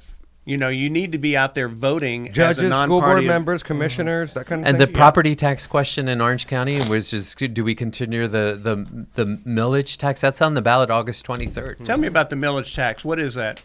So that's a tax on your property that's used to fund the school systems. Some special. It was originally set up to fund some emergency needs. It's in the property taxes. Yeah, it's a property tax, 1%, 1% of your property, and it was originally set up to. Which doesn't sound like a lot, but no, it doesn't. Well, when you have a $500,000 home, that's an extra $5,000 a year. Yeah, so it is a significant amount, and it was originally set up to meet some emergency needs with. New school construction, but then it was continued, and now it's a non-recurring source of revenue that's being seen as a recurring source of and it sunsets. It has to be renewed if it doesn't. Often? About every 4 years. I think 4 years. Yeah. Yeah. So the question we're being asked is: do we want to continue this in this inflationary period? Do we want to continue this millage on your property for another 4 years? I would say this is the time we need to scale back as many things as we possibly can. I completely agree, and that's a big part of my platform for Orange County is we need to live within our means. That we don't need to. Isn't it crazy? Now in the middle of high inflation, more than ever, the government's spending. We not only have tax problem, but we also have the minimum wage is going to increase in 2 more weeks. September 1st is where the minimum wage increase. That's more inflationary 15% minimum wage. So now. $15? 15%. It goes up when? It goes up $1 every year. $1 every year. So now here's the problem. We get inflation problem because China set it up for short storage, and then the minimum wage increase. So all the business have to increase on everything on product. So when they increase on the product, so now they try to catch up. They don't even catch up yet. Now they have to get increase another 15% for minimum wage. All the business owner they force the business owner to get out of business because it's hard for them to cover from the last increase from A75 or A95 to $10, and now it's going to $11, and next year it's going to be $12 all the way into 2025.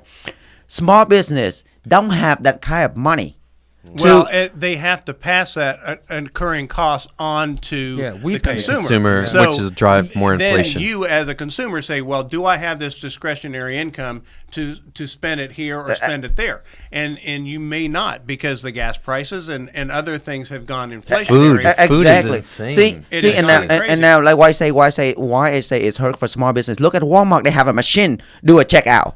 I mean, when people go into the Walmart to buy stuff, there's nobody at the. It's not just Walmart. It's Home it's Depot. everywhere. They're trying And to cut now costs. small business, they cannot afford for those machines to install. You can't. You can't even go to Taco Bell without having to do your own thing at the kiosk. Yeah. So I Pretty mean, soon you have to make your own sandwich and Yeah. your own burrito. see that is that's ingredients the that come inflation out of is already out of hurt. the The tax, the inflation, slot. and the minimum wage, and this country have a big problem, and who benefit behind is China, because China say, "Oh, I keep my minimum wage, and now I sell you more."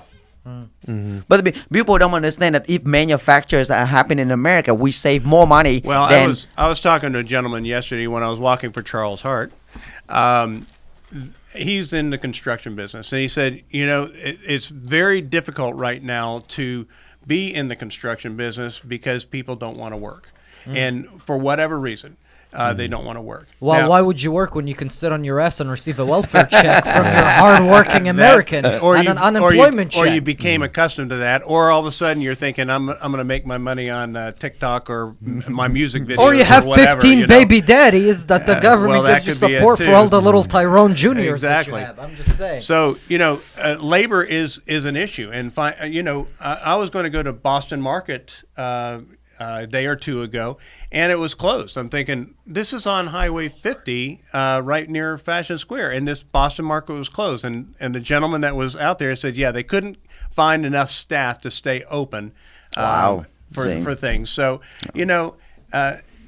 this not willing to work for a lower wage even is becoming a big deal. I had problem with my restaurant too. I can't know. When I find somebody a week later, they went to work for somebody else. I keep training people. I'm tired of it too. It costs you money to train people. It's costing money to train after a few weeks, and they just went to another place, and that is hurt the business. But the problem is customer don't understand. The people who stay home don't go out to work, and they get money, free money. They come to the restaurant, act like a boss, and we are suffer to looking for people to train, and they ask, "Oh, where's your employee? Where's your server? Where?" Bullshit. Go back there, get your own play. I mean, I really want to say that, but they don't understand, because those people staying home, they don't understand how hard and how challenging it is for a small business. That's what happened to American right now, and it's hurt every bit of American, and it's hurt American opportunity and American freedom. And what it's also doing is increasing the problems with income distribution, because over the past 2 years, I think it's been about 70, a huge amount of money, close to $1 trillion, has flowed up to the elite in the country and away from the elites in the world, the global Amazons, elites, the Walmarts, the Amazon, Targets. Walmarts. I think it's more than that. And away from the average hardworking citizen. And so you have people who are, so there are people who don't want to work, but then you have a lot of people who work really hard and are struggling to get by. They have to make a decision. Do they put gas in their truck, or do they put meat on their table? Yeah, and the increased cost of getting to work is reducing the scope of how far a person is willing or able to travel. I worked at Disney for 17. I was a waiter for 17 years, and one of my jobs was at the Grand Floridian when they first opened, and I worked in their character dinner. It was I would go from my home. I pay the tolls on the 417 to get there a little quicker. It's still 40 minutes, 45 minutes to get there. It was a 25-mile. And I had to calculate, all right, what's my fuel cost to get from here plus the tolls and back every day? And that cost was a fixed cost of transportation alone. And then I needed to make sure I was making enough above everything else so I could actually feed the family. And, I waited tables at night. I did convention banquets, pickup shifts in the early morning. At times I would work a second job at like the Shoney's out there at 192 when it was open. You know, you as a sole provider of a wife who's homeschooling 4 kids, you do whatever you've got to do to make things work. And you know, fortunately there are certain people that have skill sets in trades that enable them to earn a better wage, and those that are taking the time to learn those skill sets and apply those skill sets are the ones that are actually going to make it through things, because you're not having to necessarily, you know, if you have a broken pipe, somebody needs to fix it. If you have a broken air conditioner, you have to have somebody to fix it. If you need electrical work, somebody's got to be there to do it. If you need a roof put on, somebody's got to do it, right? That's why somebody's got to do it, right? And if you have a trade, if you need a roof put on, go ahead and DM me on Facebook. There you go. Exactly right. A little promo. But it is important that the skilled tradesmen are out there providing services for people, and because there are things that have to get done, and if you're not there to do with your skilled labor to serve someone else, then we're all so I think we should look at, so one of the things that looked at for Orange County, it's been actually piloted in Osceola, is to provide some stipend for graduating seniors to go to local schools, including trade schools. And because I think that we need to broaden our definition of secondary education to especially include trade schools. This is what I see. One thing is connect to another thing. So back to like 40 years ago, we have a lock-up manufacturer in America. So when we have a lock-up manufacturer in America, we have people for trade school, for do assembly line and things like that. So when they start to do assembly line, the next thing they want to do is trade school. Now we don't have any more assembly line or manufacturer. The people lost the skill because people don't want to go straight into technical school. They don't want to go straight to trade school. So that's a problem we have. So if we have a manufacturer back to America, people start to work on assembly line, people will start to work on manufacture, and those people who want to move up, they start to go straight school, they start to train for technician stuff. And there's some really good jobs. So that's why it's one connect to another one. So the most important that we have to bring the business back to America for America, and then we have to build an education for the trade school. So now we can get technician, we get all that. It's not just that though. It's an individual that's looking at the opportunity. I have a high school education. That's it. You know, and I found a niche that worked for me. I had a big mouth and I worked hard. And so therefore, you know, when I worked at, it used to be the Emperor, slowly became the Fulton's Crab House. And in 6.5 years, I sold $1.7 million in very expensive crab and steaks, you know, but I made a living for my family because I found a niche that worked for me. Now, there's other people that are going to find a niche for themselves. There are people that are needing services done for them. I can do things in the computer area for people that don't have that skill set. See, you're not only a hard worker, but you're smart too. So education is just a foundation. Before I become an engineer, I'm a technician too. I taught myself how to repair a computer. I taught myself how to fix electronic stuff. I mean, I don't have a degree at the time. I'm still like middle school kid or high school kid. But because of you working hard and you try to do whatever you can, not being lazy or staying home or be a responsibility. Right. So it will be everything. You have to be responsibility to your family. That's why you're working hard. And then you're smart too. And then you move up from that. I mean, if people they not smart, I mean, it's okay, but you have to work hard. And this is one of the things I like about David Dwyer. He took the things that were in front of him, one step at a time, whatever was in front of him, and he knocked down the door that was in front of him until he got to the other side, each and every step. He made his opportunities where they were. He made his opportunities work for him. And when the door was firmly fixed, he found a way to get around it or through it. and made it to the next step. And yes, he had one big failure that was beyond his control, but that gave him enough life lessons that he was able to then move forward and do something with. And that's prepared him for what he has done in his business today. When you guys are talking, I was thinking back that this is probably what made the founding of this country so great. It was American combination of resilience and ingenuity and persistence. You know, because those guys had to teach themselves a bunch of different skills that had to they were dealing with situations they didn't expect. You know, there aren't grizzly bears in England, and, you know, there weren't native tribes, you know, trying to shoot you full of, you know, arrows and so on. And they had to be inventive and persistent and innovative. And I think in some ways, you know, there's a saying that, you know, good times make weak men, weak men make bad times, and bad times make strong men. And I think maybe we're now in the cycle where coming out of where there's been a lot of, quite frankly, we're in the weak men stage. Yeah. Hopefully, we're coming out of that. Out of that. We got to hit rock bottom first. I don't know. If we're there. Do you think we're at rock bottom or not yet? No, we got to suffer before we hit rock bottom. How do you prevent hard times from creating strong men, though?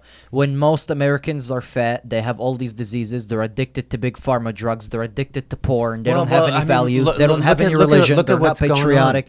That's like how our you prevent rights are from being hard taken away, Right. and that's woken up a lot of people who are willing to work their butts off to reclaim the country. I mean, Brittany Walker, who was just here, she's a mom. She's an example. Tuan, he's immigrant, you know, entrepreneur. He's an example.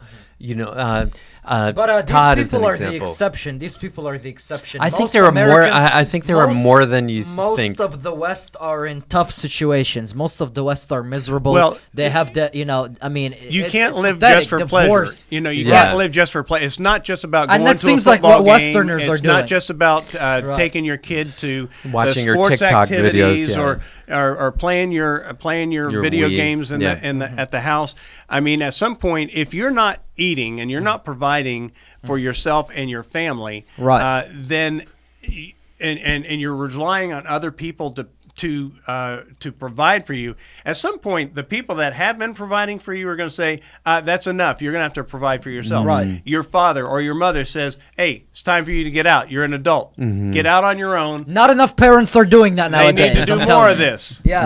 They need to a lot more I of this. mean, I see a lock I mean, I think its culture is changing to like a lock up Asian culture. It's been changed like American right now.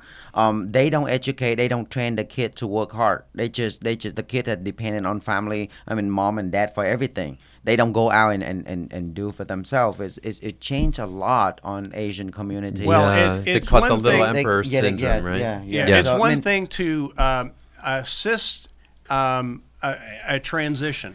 It's important to assist a transition. One of the things, listen, I was 22 when I got married. My wife was 20, and we had our first child. We got pregnant within 6 months, and so we had our first child young. I had lost my job. I had absolutely. I thought we were going to be okay, but we weren't, and we ended up living a total of about 4 years with family members in one time or another, and had 2 kids in the process. But in that process, I learned how to become a waiter. My wife learned and went to school at a very good cosmetology school and became a cosmetologist. So it was a transition season in our life. And it's important that families do come together in those transitions. If you don't have family and you're in a transition, it's difficult. Hopefully there's a church member or a Christian friend that is willing to help you through that transition. But a transition is different than a permanent provision. Right. Right. Very good See, point. you make me respect you more now because you are, a man that I have to look into what you've done for your family because you work in and allow your wife to stay in school. It's not everybody. I mean, I was watching. We did that. a baby switch. I would work at night, and she'd take care of the kids. She'd work. She'd go to school during the day, and I'd watch the kids. Yeah. And so it was a baby swap. But the thing is, you work unless your wife goes to school. I mean, Absolutely. if she a bad woman, she just leave you right after she get a degree. Yeah. Fortunately, I guess she wasn't. Right? I had hair at the time, and I was pretty hot. Kind of like Samira is now, right? Exactly. I used to have a roller brush where I'd curl my hair under here, and the Starsky and Hutch look is like back in the day. Man. I better take advantage of that now before and You get might look married. like Get this married while I Hey, still have all hair. you single young ladies, Samir's here, and he's going to put his contact information. But up. unfortunately, I follow the polygamy policy. I have to maintain 10 sister wives. That's all. I'm kidding. I'm kidding. I'm a Christian. So speaking of, back then you touched on a little bit of a point on how the colonists, they came here and they Right. settled and they made such strong Christian family-oriented Yeah. communities. And obviously they were all immigrants. Right now they came here as immigrants because they were hungry for the opportunity. Most of them they are either Irish potato farmers or skilled men from all these different European countries where they had Yeah. a skill to offer the colonies. But right now, what are immigrants enticed to come for? Obviously, Mr. Tuan Lee is an exception to that. But most immigrants are enticed to come here with welfare money, with food stamps, with handouts, with our government telling them, hey, we're gonna take money out of the Americans' pockets and give you. In New York- Just come here and be a parasite. In New York, so they put them that's up not. in It plush doesn't hotels work now. Yeah, so the immigration yeah, I'd system heard doesn't that. work. The Like immigration $500 system. a night I mean, hotels. I know But for a the fact. And immigrant- people are struggling, People are putting struggling, but the multiple immigrants are getting the generations of their $500 a night Americans hotel. and Yeah, their Americans families. are struggling and can't And- feed their and- family. They can't buy a home. They can't put a roof over their family's kids. And then you have illegal immigrants being put in these 5-star hotels. Well, they're And getting a lot of outside the benef- hotel, they're there's a getting lot of homeless veteran. benefits. They're getting a lot of Yeah. benefits And why that is we that? don't have. Exactly. The immigration system has failed. That's why we need to shut it I down. mean, and Well, I mean, we have no borders. yeah. See, with I know broken for fact. I border. know for a fact. There's a lot of. Let me talking about just Vietnamese people. I don't want to put other culture into it. Just Vietnamese people. A lot of people live in California because they have welfare and food stamp, and they don't want to do anything. In the morning they go to the coffee shop, in the evening they go to the bar. We are here working hard and try to do everything we can, and they live in a democratic state. And then just enjoy and get free stuff. They passed. Illegals can go to so college. it's in all California. about opportunity. and vote in New York City. They stripped them of that. Yeah, well, Supreme that Court for a did or while, something, yeah. See, It's my- unsustainable though, so I don't know how Yeah. much longer this can go on.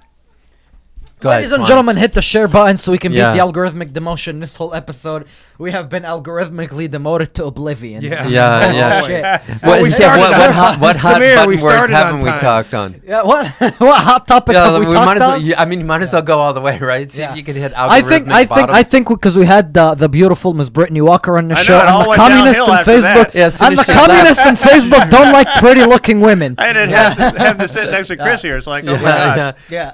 Well, The communists Samir, in Your Facebook. viewership started on dropped by time, an order too, of so- magnitude. Yeah, oh, we did. They knew it. Vote They for knew we were Brittany. We started. We started on time, and Facebook knows that 8 p.m. these guys go live, and that's the thing. Whenever we start like an hour later or 30 minutes later, whenever we throw them off, get way more we views. actually and then we get our viewers in the comments later after they catch up with our show. Usually, then it climbs to 2,000, 3,000 views. They say, why wasn't I notified when y'all went live? Well, because Mark Zuckerberg. Hey, You're relying on him. Tuan's gonna we fix lost- that when he we- gets we- to Congress. we Tuan lost- right? needs to throw him in a Hey, locker. Yeah, yeah. If I Reign in if I big go tech. into the Congress, I don't care. I don't give a damn. I will fight for whatever I can because we don't have a free of speech in Vietnam, and we left the communist country to come here. Now they zip our mouth by the Yeah. Facebook and YouTube and Twitter. They zip our mouth up. No, you cannot say this. You cannot say that. Hey. That is only happen in a communist country when they want to take control. Big government take control, and all the rich and wealthy people, they control whatever they want. They work in the buddy system. I don't want that to happen here. That's why I will fight every bit of my energy that I can because I don't Tuan, want this to happen. It's your understanding, and coming from a communist country. How old were you when you came here? When I was 12. You came here when you were 12, and your family started with they were in the refugee program, weren't they? The Yeah. Vietnamese refugee program.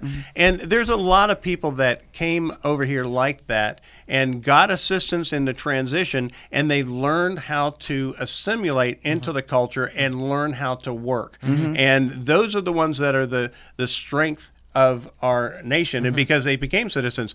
I ran across, while I was walking for Charles Hurt yesterday, I ran across a lady from a communist country, and she is registered Republican, and she is a legal immigrant to the country here as well. She's a nurse, and she refused to get the vax. As a nurse, and she tells everybody about Smart woman. She's a smart woman. Did they And she fire says, her for "Don't." it? I said, "I got vaxxed, the first and second, just because, and I had already had COVID, and I wasn't afraid of the vax, but I did get vaxxed, and I don't know if it's going to affect me later on." Blood clot. He's gone. He took the blood clot shot. He just died. That's okay. Well, Jeff check has his a pulse. paramedic Yeah. training. Based on my mom You have told me that paramedic my training, dad right, get a Jeff? vac Not on me. that. Yeah. On the vac. So anyhow, this lady is educating people around her about the horrors and the warning of communism and how it's creeping into this nation and how much we need to be on guard and we need to be fighting and resisting what's going on right now. That should be a huge wake-up call to all of us, because every person who comes from who's come from a communist country who's experienced it is telling us, you guys have to watch it. We're seeing signs of it here. We see it. Yeah.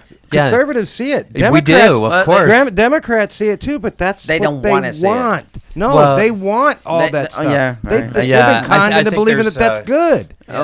They don't realize, it's They don't when realize the They don't dangers. realize that they're making a pact with the devil. They don't and it's- realize it's the gonna strangle dangers. them. Yeah. Tell them a story about the milk. Yeah. About a milk or milk. milk? Milk. Milk, not milk. Yeah. Okay, you got me excited about the story. a story Oh, about milk? milk. Good So, Unless it's breast milk, I'd love to hear that So story. I'll try to. So I shared this story with the Vietnamese community about my experiences in communist countries. So my family background on one side, it comes from Czechoslovakia, and that was a country that was free, and the communists crushed it. So right after I graduated from Harvard Business School, I was invited to be on a tour of the former Soviet Union because it had broken up, and to see what it was like, and I went.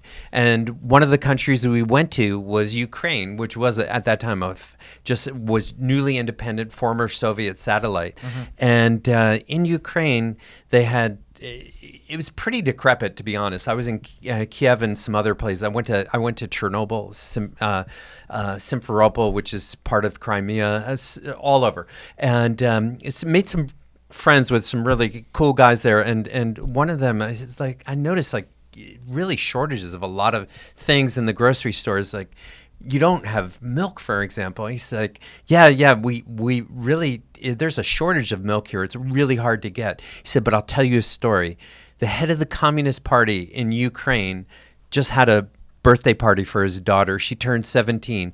And you know what the highlight of the party was? They had a swimming pool filled with milk so she could swim in it. So that's what communism is. She wanted to swim in milk for her birthday. Yeah, because I've he seen was. that on the he internet had a the few power. So he had the power. His daughter swam in milk while the rest of the children Let them in the eat community cake. starved. Look at all the That's the communist let them countries. eat Look cake at all the communist mentality. countries. The leadership of those countries, they do whatever they want. Yeah. They don't give a shit and they don't care. Yeah. You know what that is? That's the let them eat cake mentality. It's the same thing as telling us to buy a fucking Tesla. Yeah.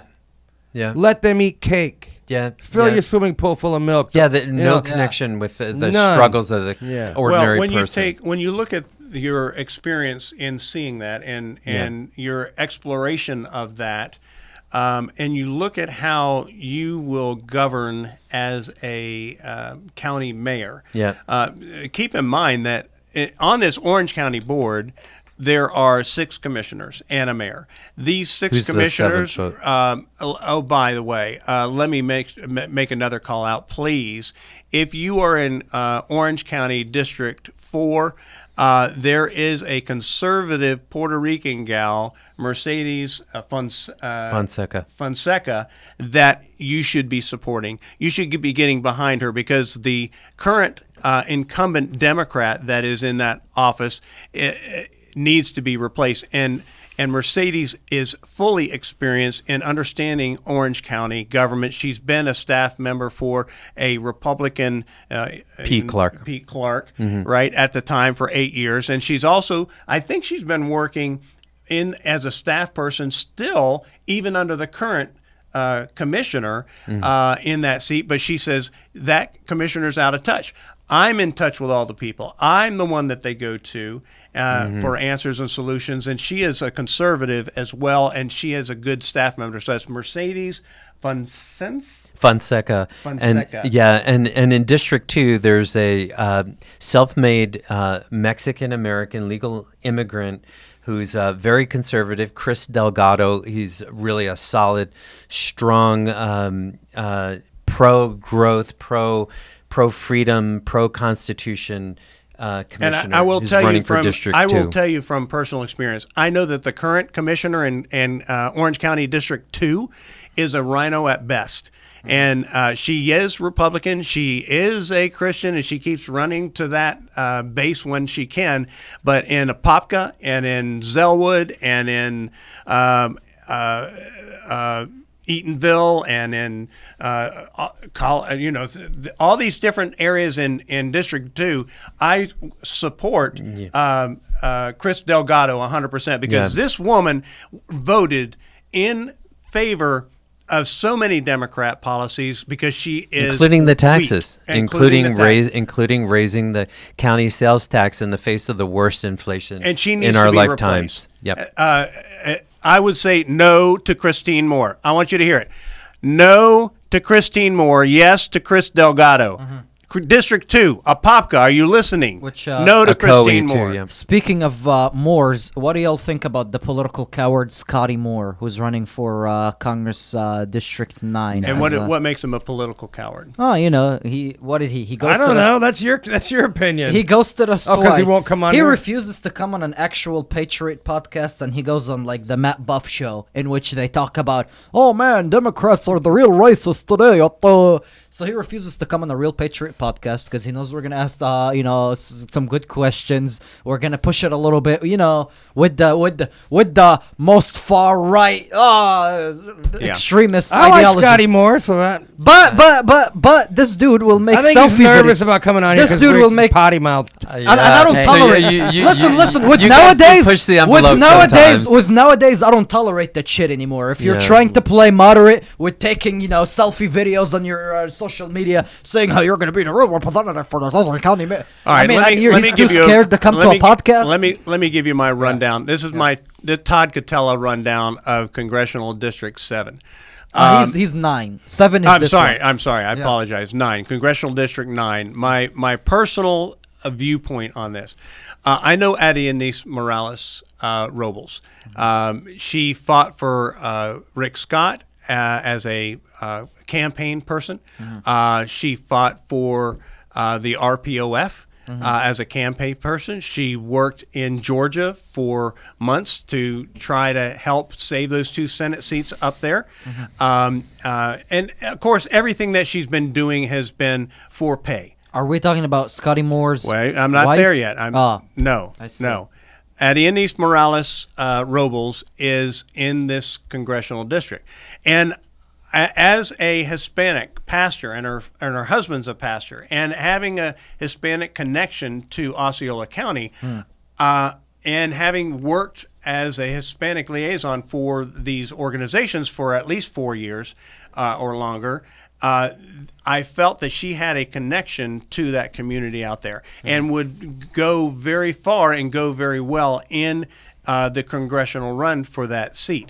However, I looked at her finances and how much money she raised and what she's doing. I'm going, my God, what's going on? There's no money here. There should be money here. And unless she pulls out a miracle, there's not going to be anything happening. And I see her doing a few things. What do you think of Jose Castillo, who's in that race? Okay, and see that I was going to go to that one next. All right, so Jose Castillo is a great guy. He's a Disney manager. He's worked in this industry and is connected to Osceola County. He's the only Disney employee to publicly stand up to Disney on Fox News. And he has. And I like He Jose got great Castillo publicity for a that. lot. And he's done some Moms for Liberty events. I've gone to, I was kind of disappointed. They had this big Moms for Liberty event out there on 535, and they were going to do a flag wave after. And I get over there, and on my public political YouTube, I have videos of every speaker of that Moms for Liberty event, and there was probably maybe 40 people in a seat, a room filled with seats, empty seats. But I didn't show any of that. I just got Corey the people Mills and showed their up, looked content. around, and said, "Screw this," and he left. There wasn't enough people for him to. Yeah, well, it was. He looked around and there wasn't enough Muslim women around, so he was like, "Screw this." It was an embarrassing event for people that were Because his conservative. wife is It a might have been Muslim the timing. terrorist. Yeah, it might have been time. Corey wrong. Only Mills' you wife. could say that. But Corey there- Mills' wife is a Muslim terrorist Taliban who endorsed Obama and endorsed General woke General Milley, Yeah. right? And she's just an American Taliban. That's what she is, and he's married to her. That's what she. Right. So Corey Mills is a fraud who's married to a Muslim Taliban. Okay. Now that we've established but that, go back ahead. to Jose Castillo. Okay, so I like Jose Castillo. He has raised a little bit more money, and he's gotten more press. And so it's going to be up to Osceola County, to be honest with you, and a little bit of Orange County, who's going to take this. On the flip side, Scotty Moore. Let's talk about Scotty Moore. So he's in the same district as these people. Yeah. So you have Adianis Morales, Robles. You have Which I've never Jose heard of her. Castillo. I've heard of Scotty Moore and. Yeah, and the Castillo. Hispanic community know her, and I'm wanting to see what Eddie happens. Anise Morales Robles. Correct. She couldn't have picked a harder name. I don't know to what put the on her deal ballot. is, but I think She she needed goes an by. extra name in there. She's very personable. She is very and personable. I love her a lot, and she's kind of like that grassroots person. But I was very disappointed that she has not raised the kind of money that she needed to raise. Not even the Jose Castillo level. That's Jose's the raised hard a little part bit is of money. always raising money. That's the Yeah, hardest it part is. about running. And then on the other side, you look at Scotty Moore, and I don't know how, or maybe it's a friend of mine that's helping him in his campaign and helping him with different contacts or whatever. But he's got the Mark Meadows endorsement. He's got the Ted Cruz endorsement. He's got some other good endorsements, and he's raised a couple $100,000. He's got the most money raised. Yeah. Yes, absolutely. And to be fair, I know all three of those candidates. I actually like all three of them. Yeah. They're all very personable. There was a fight between the couple of them that I didn't like, but I think that's resolved. And Scotty is very smart about how he raises money. He's got a long track record with Christian organization crew. Well, he was doing missionary stuff for years. Yeah. So I think there are there are a few others who are in. Well, if he's got the most money, he should probably run up with the primary. no? Scotty Moore. So I think there's three good candidats there. And here's we've gotta what see everybody how in it this shakes audience out. should do. Everybody in this audience should go to the FEC.gov, look up the races that you're interested in, see who's raised money, and see who's spent money.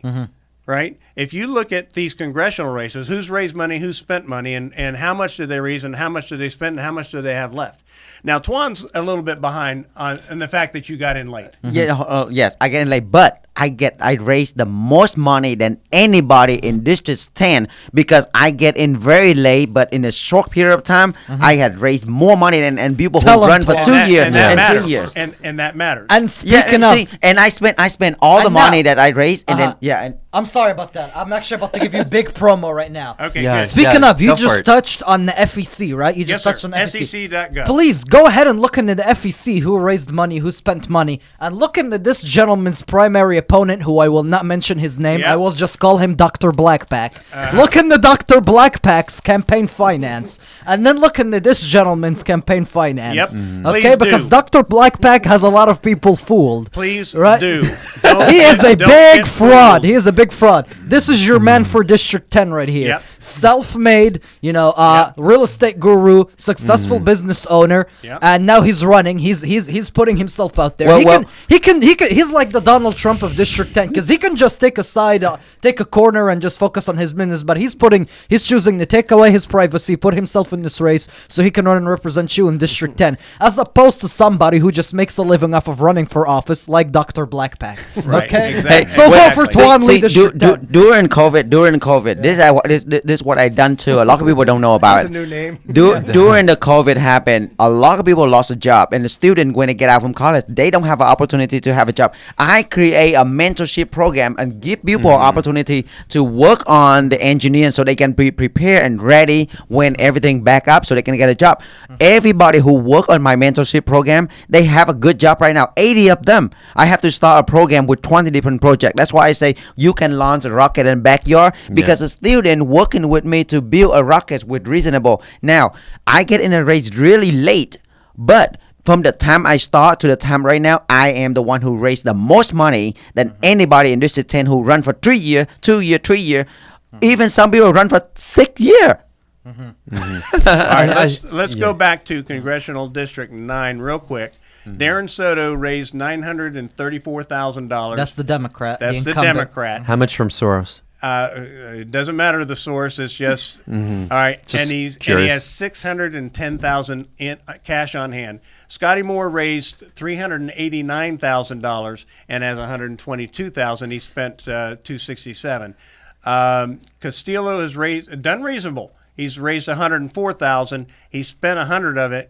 He's down to very little until he reports again. But he's putting it all in. So how's he going to win a thing. general on 4,000? Well, that's the thing. So you look at where people But if you are. make it to the general, then you get a big People will influx. help. You of get an capital. influx of money. Yeah, That makes exactly. sense. So I now, think that's a on the good other strategy. hand, I love Addie Anise. Addie Anise only is reporting $20,000, and she has $5,800 in the bank. So as much as I love Addie Anise, I'm sorry, she's going to be out of it. And I do love Jose Castillo. And I hope that his connection to the community and the grassroots there will help. But it looks looking at the finance, dollars and cents that Scotty Moore is going to take that one. So most people save their money to donate to a political candidate after the primaries. I think there is a lot of that because people want to bet on. They don't want to waste their money. What if I give it to this guy and he doesn't win? And Bet that's on a winner. And in our case, I mean, we're second in terms of fundraising after Demings, and the way we look at it, and I think Samir put his finger on it, is, and you do as well, Todd, is I look at the money as if it's a venture capital investment, that every dollar that somebody invests into our campaign, we have a fiduciary duty to spend that in the most effective way possible. Unlike the black pack guy. Yeah. Unlike Dr. Blackpack, who his Yeah, buddy cocaine, you should Kimberly not be living Klacik, off your campaign spends $8.5 funds. million No, on that's not cocaine. the point of Who it. spends $8.5 million on cocaine? Kimberly Klacik. Which, speaking of, check out this meme. Where am I? It's Liz Cheney saying, "Now I can focus on running for president." And then this lady, it's okay, Liz. Let's just pack up your office. Pence thinks he's going to run for president. Cheney thinks she's going to run for president. Get out. Why do all the loser traitors think that they're going to run for Their president? heads are they so wanna. big, dude. I don't Now, understand. I've got a question for you two guys, Shamir and Jeff. You're Seminole County. I don't understand. When I look at the finances of Brady Duke, I mean, he raised $2.8 million. Well, yeah. He did spend 2.6 or dispersed. Well, 2.6. he used some people out of Which D.C. I don't he understand hired on a what. firm out of D.C. Yeah. that gets to keep 3/4 of his money, is what I heard. Yeah. Wow. So is it for their PAC So, actions? And he's so he hasn't invested in ads and stuff like that, like his other opponents have, like say Sabatini or something. Sabatini's got more ads out there because he's got more money. Because these guys in D.C., this firm took most of his money. It was so he they got used scammed. his face and his actions He got to be a scammed. fundraiser. Yeah. That's for the themselves. thing. Mills. I can't say anything about Brady Duke because I don't know much about him. Also because he's a Navy SEAL sniper, so There I you won't go. see it Yeah, coming. and you want to feel Exactly. safe walking to your No. car. But right. I don't see any Brady Dukes like ads, No. campaign signs, nothing. But I see Mills and Sabatini everywhere. Because he basically got a taken battle between the advantage two of. of I them. see. Yeah. Yeah. Now you got And I taken was just advantage. curious because I saw a lot of money raised, and then He raised the most. I'm thinking, what the heck? But he got the least amount for it. Right. yeah, Yeah. yeah. So yeah, I think it looks like that race will come down to Mills and Sabatini. Yeah, And It's Mills very hard to sucks. call that. And right? hopefully Sabatini takes it because Sabatini, even though he did a couple of pieces of legislation that I don't agree with, Sabatini was actually, there was a piece made about him on CNN. Yeah, they and hate from him. that point forward, I was 100% behind Hey. him because if this guy is the CNN's number one enemy. When Yeah. CNN is doing hit pieces on you Yeah. and Yeah, only you're you, doing something you're the right. guy. Yeah. You're the guy you All right. need to vote Yeah. for. All right. That's well, my guy. and that's good to hear. I mean, that's definitely good to hear. He doesn't have as much in cash on hand as Corey Mills. He's about 98 grand behind him. Well, that's But you that's got to cash remember. on hand. Well, you know. got to remember, Sabatini's going up against Mills. Mills doesn't need people's money. He's got it He's from got his the own. Middle Eastern people who are billionaires. Because his wife is a Taliban. so He's she has all the oil. 100% funded by the Middle East, apparently. Okay. Middle Eastern people. All right. Well, I was just curious in terms of how that since you guys live in Seminole County and you're going to be making the decisions on that, how that one plays out. I will be honest with you, Tuan. I've had Alan Grayson as my congressman when he was Congressional District 10. And Daniel Webster, we all got behind him as a Tea Party and got behind him really hard. I was initially behind Patricia Sullivan until Dan Webster got into that race because she was a good conservative grassroots Tea Party person. And we ended up ousting Grayson when this was when Obamacare was just being implemented. Then we got rid of him, and the Florida House in redistricting created this Hispanic district with mostly Osceola County, a touch of Polk down there in Point Siena, and then the Hispanic section of South Orange County over there. And then I ended up with Grayson again. And I was actually supporting a sitting commissioner, a Republican in Osceola County, that had a chance at winning. And the ultra-conservative Axe to Tax people, Doug Getzlow people, sent out hit pieces and supported alcoholic Todd Long.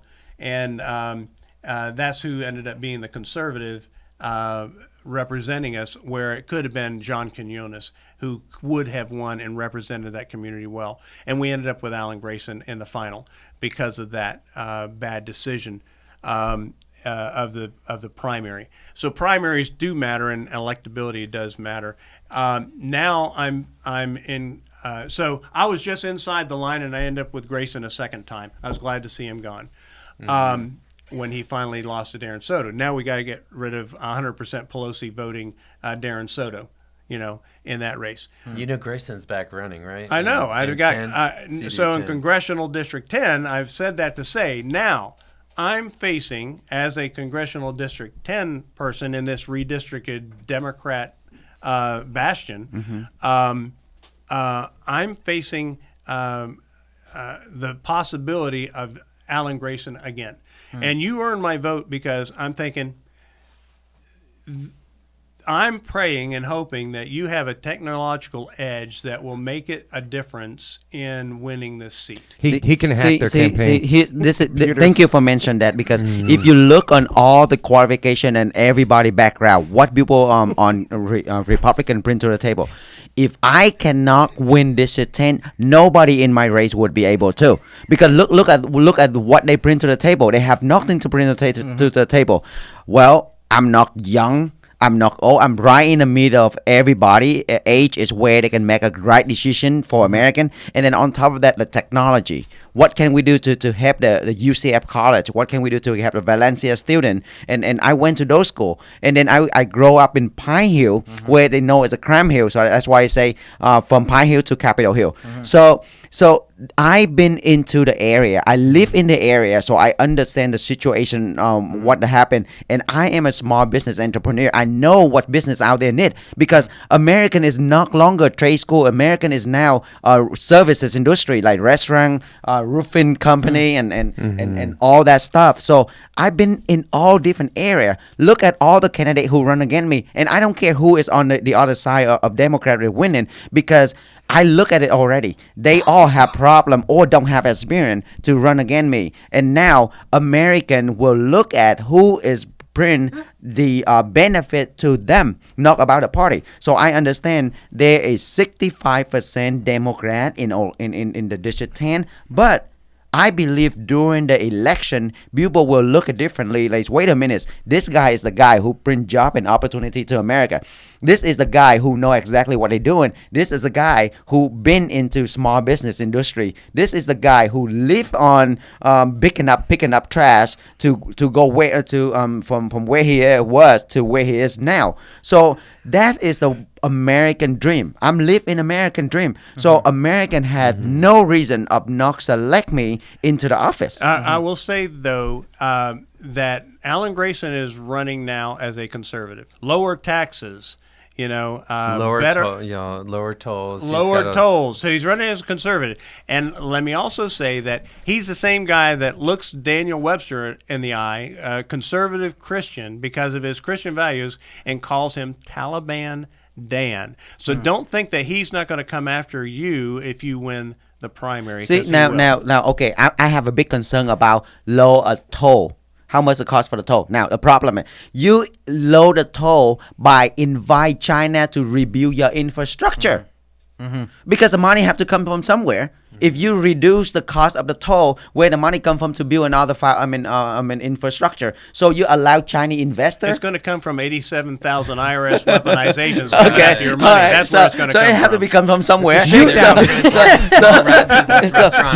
the quarter on the floor. You owe us 20 pennies now. 20 cents. They're at the door here. They want to talk to you guys. Do you guys remember where they redid the codes and they said that if you steal something, you need to pay tax on that? Yeah. Or if you're a drug dealer and you sell. Right, yeah. Oh, thank God. In the tax Thank code. God. If you're a drug dealer and you're selling drugs, they want their tax money. Dude, that's good. Now all the Tyrones robbing stores and dealing crack on the corner, they're gonna have to report these taxes now. So you won't get in trouble. I sold $1,200 worth for of armed crack robbery, that day. but for not paying your taxes on what you robbed. I'm surprised it doesn't say that if you steal 10 Gucci bags, you owe us 3 Gucci bags. If you sold 10 grams of crack cocaine to Hunter Biden, you need to report. At least one gram of that has to go to the IRS. Has to go to taxes. Right? Come on. Well, to be honest with you, on the tax code, we really should go to something like the fair tax. Yeah, because we a need it. consumer-based tax, everybody pays equally, and then you don't have to worry about the IRS. Yeah, the people that cry that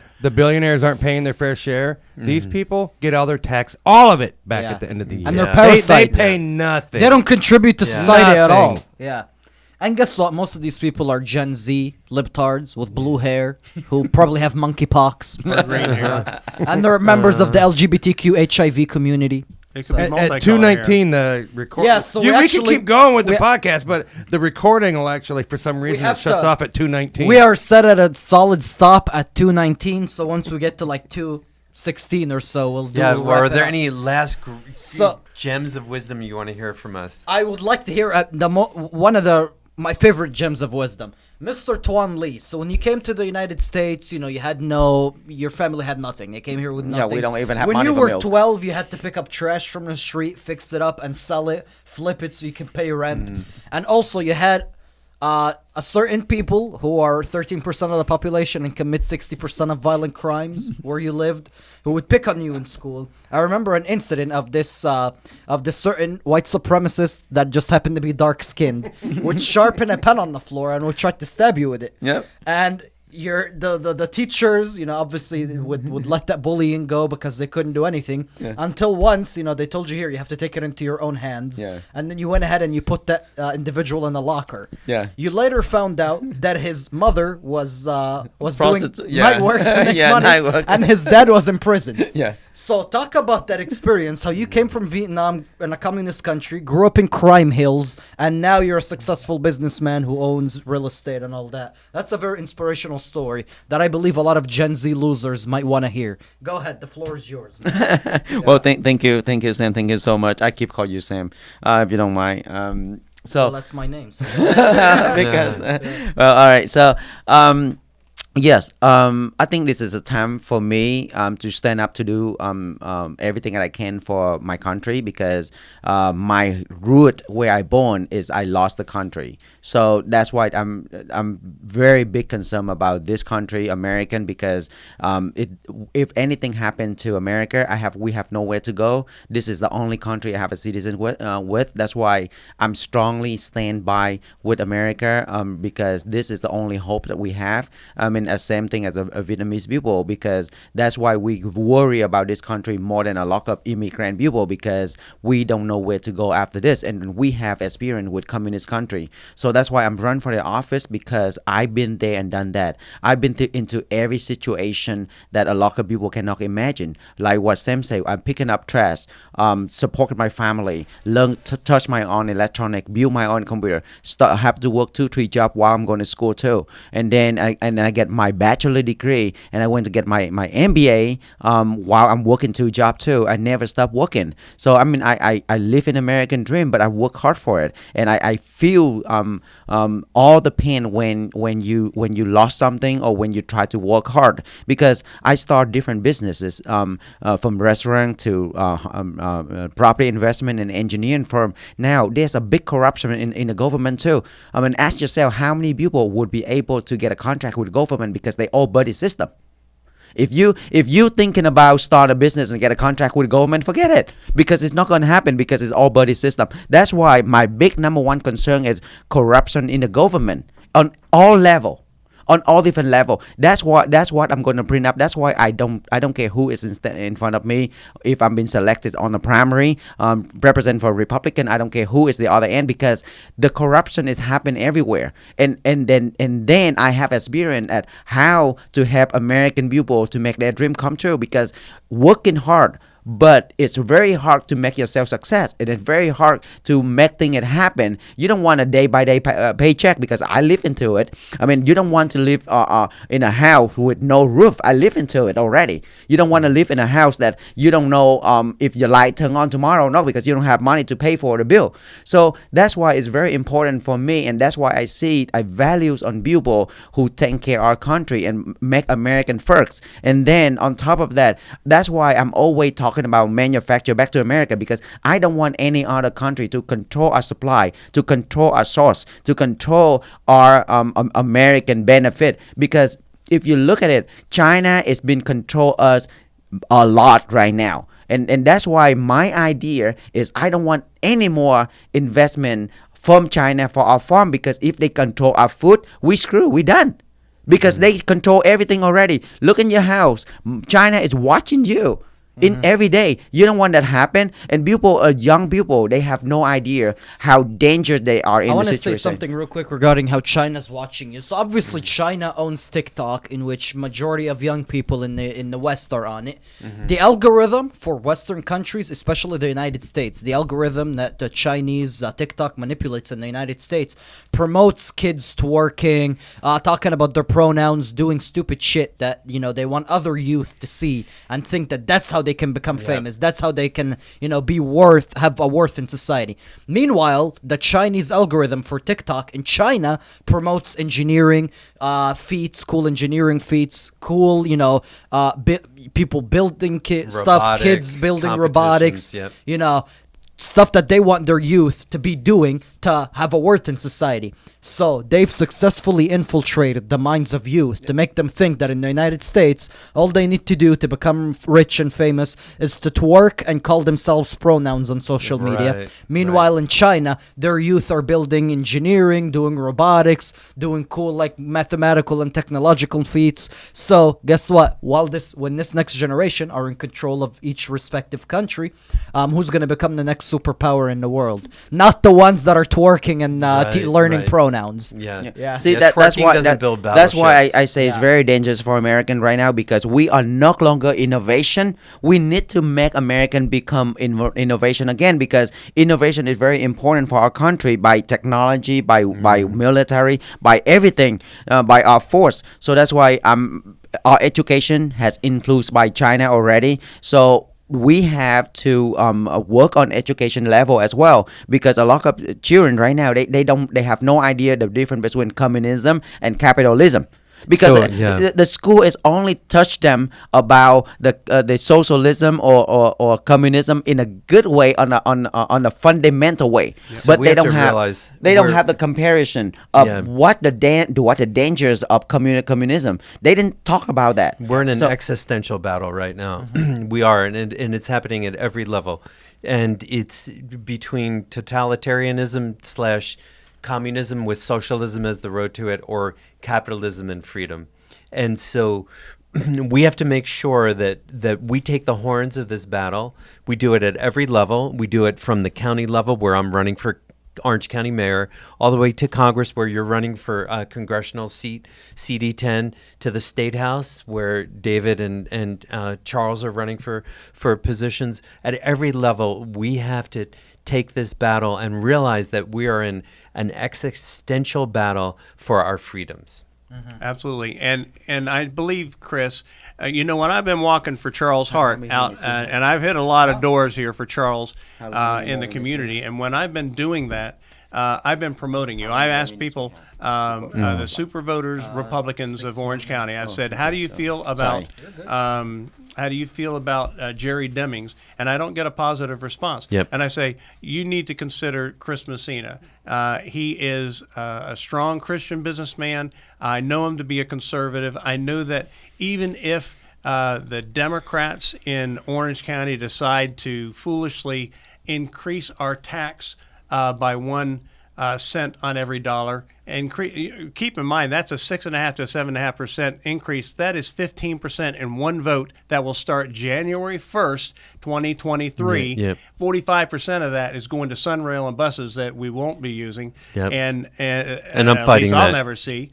And if by some fluke that does pass, I'd rather you be managing that budget than Demings. That's for sure. I'm hoping to God that people will say, I don't want to see this tax. I think people will. Inflation is crushing everybody, and I think the last thing we need now are new taxes. Nobody has and any new money tax right now. collectors. Nobody's got money So- right so, now. Who's gonna vote to we, raise we their own have we taxes? have about 6 more minutes. We not record anymore. So let me say real quick. I mean, I support the term limit as well, because I believe the term limits have to happen for stop the corruption, and housing and opportunities have to happen. Now, Chris, I don't want to lose your opportunity to say something before the record stop. Yeah, so gentlemen, we will have to, come to a hard stop. So I'd like y'all to just announce your website, social media real quick. And where can people donate, support your campaigns, going, clockwise. Also, ladies and gentlemen, please hit the share button so we can beat the algorithmic demotion. We've been censored really bad this episode. So go ahead, gentlemen. Okay, so I'm Chris Messina, and it's chrismessina.com, ChrisMessina.com. That's my website, and that's where you can support me and support my campaign. And to follow day to day, it's on Facebook. It's Chris Messina FL on Facebook. All right, Okay. perfect. I'll go ahead and hit mine, and then Tuan can finish. I'm going to hit Charles Hart first. Elect Charles Hart. That is Apopka, a little bit of Winter Garden, Tangerine, and Zellwood, and even over here in Longwood and Sweetwater and those areas. I've walked a lot of those doors. Charles has walked a lot of those doors himself as well. He's been walking his doors with his Let's Go Brandon hat. So he's a conservative Republican, Orange County Republican Party chair, running for the first time for any office. Also, David Dwyer, from his appearances here, he's a superstar on this channel, and so that is David Dwyer, DWYER 2022.com. Okay. All right. So now it's it's not the time that you vote for your friend or people that you know. Vote for the right one to flip this to red. You have to vote for the right one. And my website is tuanleeforcongress.com, TUANLEFOR congress.com. Vote for me because I believe that I can flip this red, and I am confidently saying that I'm the only person who would be able to flip it to red. I don't care who your friend is. Vote for the one who flip it red. All right, and this has been the Patriot Roundtable, episode 148. As you know, the biggest, greatest, most far right-wing political podcast on all the internet and the airwaves. When you say far right, you mean normal. Yeah. Normal people. They're just normal people. So of course, Miss Brittany Walker, who's running for County Commission, District 2, against Jay-Z, who will not give any publicity to. She had to leave early, but vote for her. The primaries in Seminole County, in Florida, I know, is the